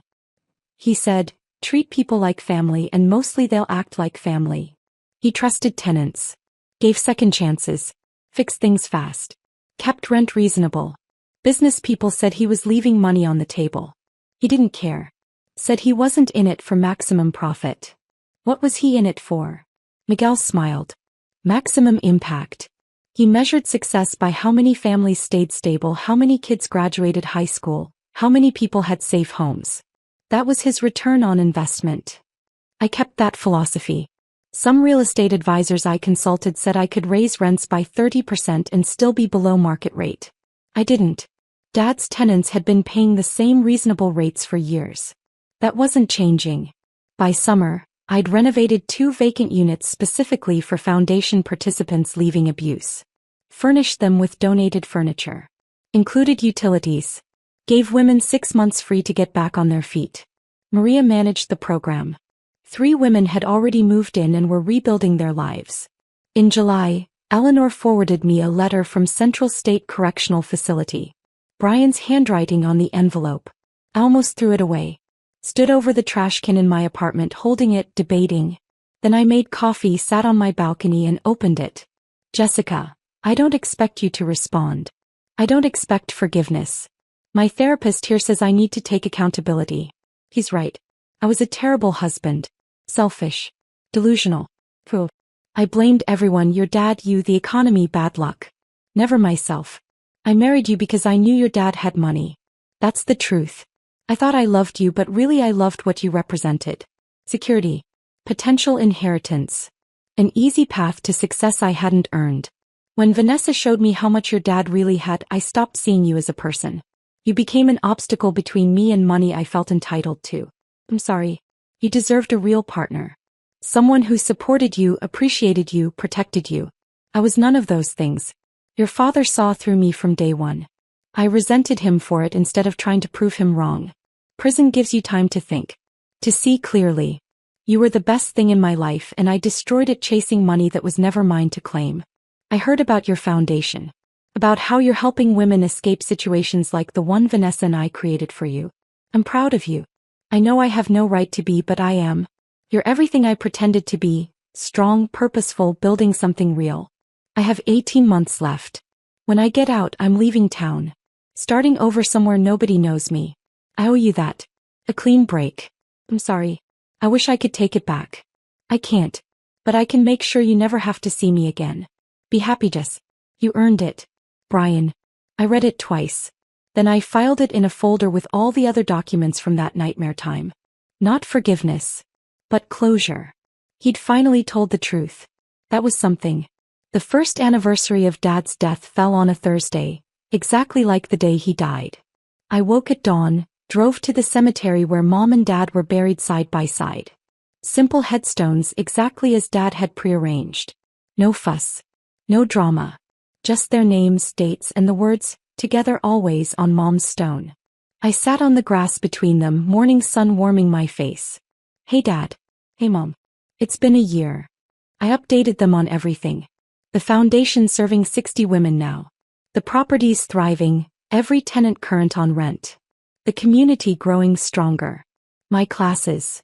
Halfway through property management certification, planning to start social work courses in the spring. I think I'm okay now. Took a while. I was angry for months. Angry at Brian for betraying me.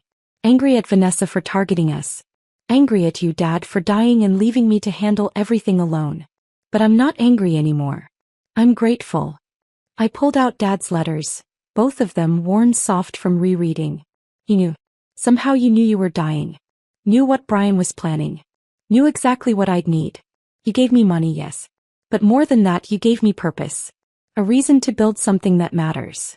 A robin landed on Mom's headstone, red chest bright against gray granite. Mom, I wish I remembered you better. I was so young when you died. But Dad kept you alive in everything he did. Every property choice, every tenant relationship, every careful financial decision. That was you working through him. And now it's both of you working through me. I stayed an hour talking to stones and birds, feeling their presence in a way I couldn't explain. Then I drove to Pete's Breakfast Corner. Sat in the same booth where Dad had told me to meet Eleanor a year ago. Ordered the lumberjack special he always got. The waitress remembered. Your father was the best customer we ever had. Always knew everyone's names. Best tipper too. I left a $50 tip on a $12 meal. What Dad would have done. That evening, the foundation held our one-year celebration. 60 people packed the Morrison Street community room. Current participants, graduates of the program, volunteers, donors, tenants, community members. Maria spoke about lives transformed. Curtis talked about Dad's legacy living on through service. The Johnsons shared how their family had found purpose helping others. Then Ashley stood up. The young woman from our first workshop. A year ago I was trapped. Broke. Feared. Convinced I couldn't survive alone. Her voice shook but held strong. Jessica and this foundation gave me a path out. Emergency grant for apartment deposit. Maria mentoring me through budgeting. Curtis teaching me to change my own oil so I wasn't dependent on my ex for car maintenance. She paused, wiping tears. I finished medical billing certification. Got hired at Memorial Hospital, actually working in Jessica's old department. I'm supporting myself now. I'm free. This foundation didn't just help me. It saved my life. And the man who built all this never even met me. That's legacy. I stood to close the evening, looking at faces of women who'd survived, children playing safely, a community built on mutual support. My father used to say, build things that last. He meant buildings, yes. But he also meant this, relationships, support systems, hope. We've built something here that will outlast all of us. Something that grows stronger every year. I raised my cup of punch. To Jason and Sarah Hart. To second chances. To women who refuse to stay broken. To being stronger together than alone. To Jason and Sarah Hart, everyone echoed. That night, I lay in my apartment listening to the city sounds below. Distant traffic, voices from the street, life happening all around me. Peace. That's what I felt. Not happiness exactly. Not the absence of grief. But peace. The acceptance that life gives you tragedies and gifts simultaneously, and what matters is what you build from both. Dad gave me $5 million. But his real gift was showing me who I could become. Not someone who inherited wealth. Someone who used it for something larger than herself. I fell asleep thinking about tomorrow's property inspection. Next week's workshop. Next month's tenant appreciation dinner. The life I was building, brick by brick, relationship by relationship, exactly how Dad had taught me without words. The revenge I'd gotten wasn't destruction. It was reconstruction. Brian and Vanessa tried to bury me. They planted me instead. And I grew into someone my father would recognize, my mother would love, and I could finally respect. Dad's will didn't just protect money. Protected me. From predators who saw me as a target. From a marriage erasing who I was. From a life too small for who I was meant to become. His final gift wasn't buildings or rental income or legal documents. It was permission to become myself. And I was just getting started. If this story of a father's final protection had you gripped from start to finish, hit that like button right now. My favorite part was when Jessica signed those divorce papers at the funeral, knowing Brian had already lost everything.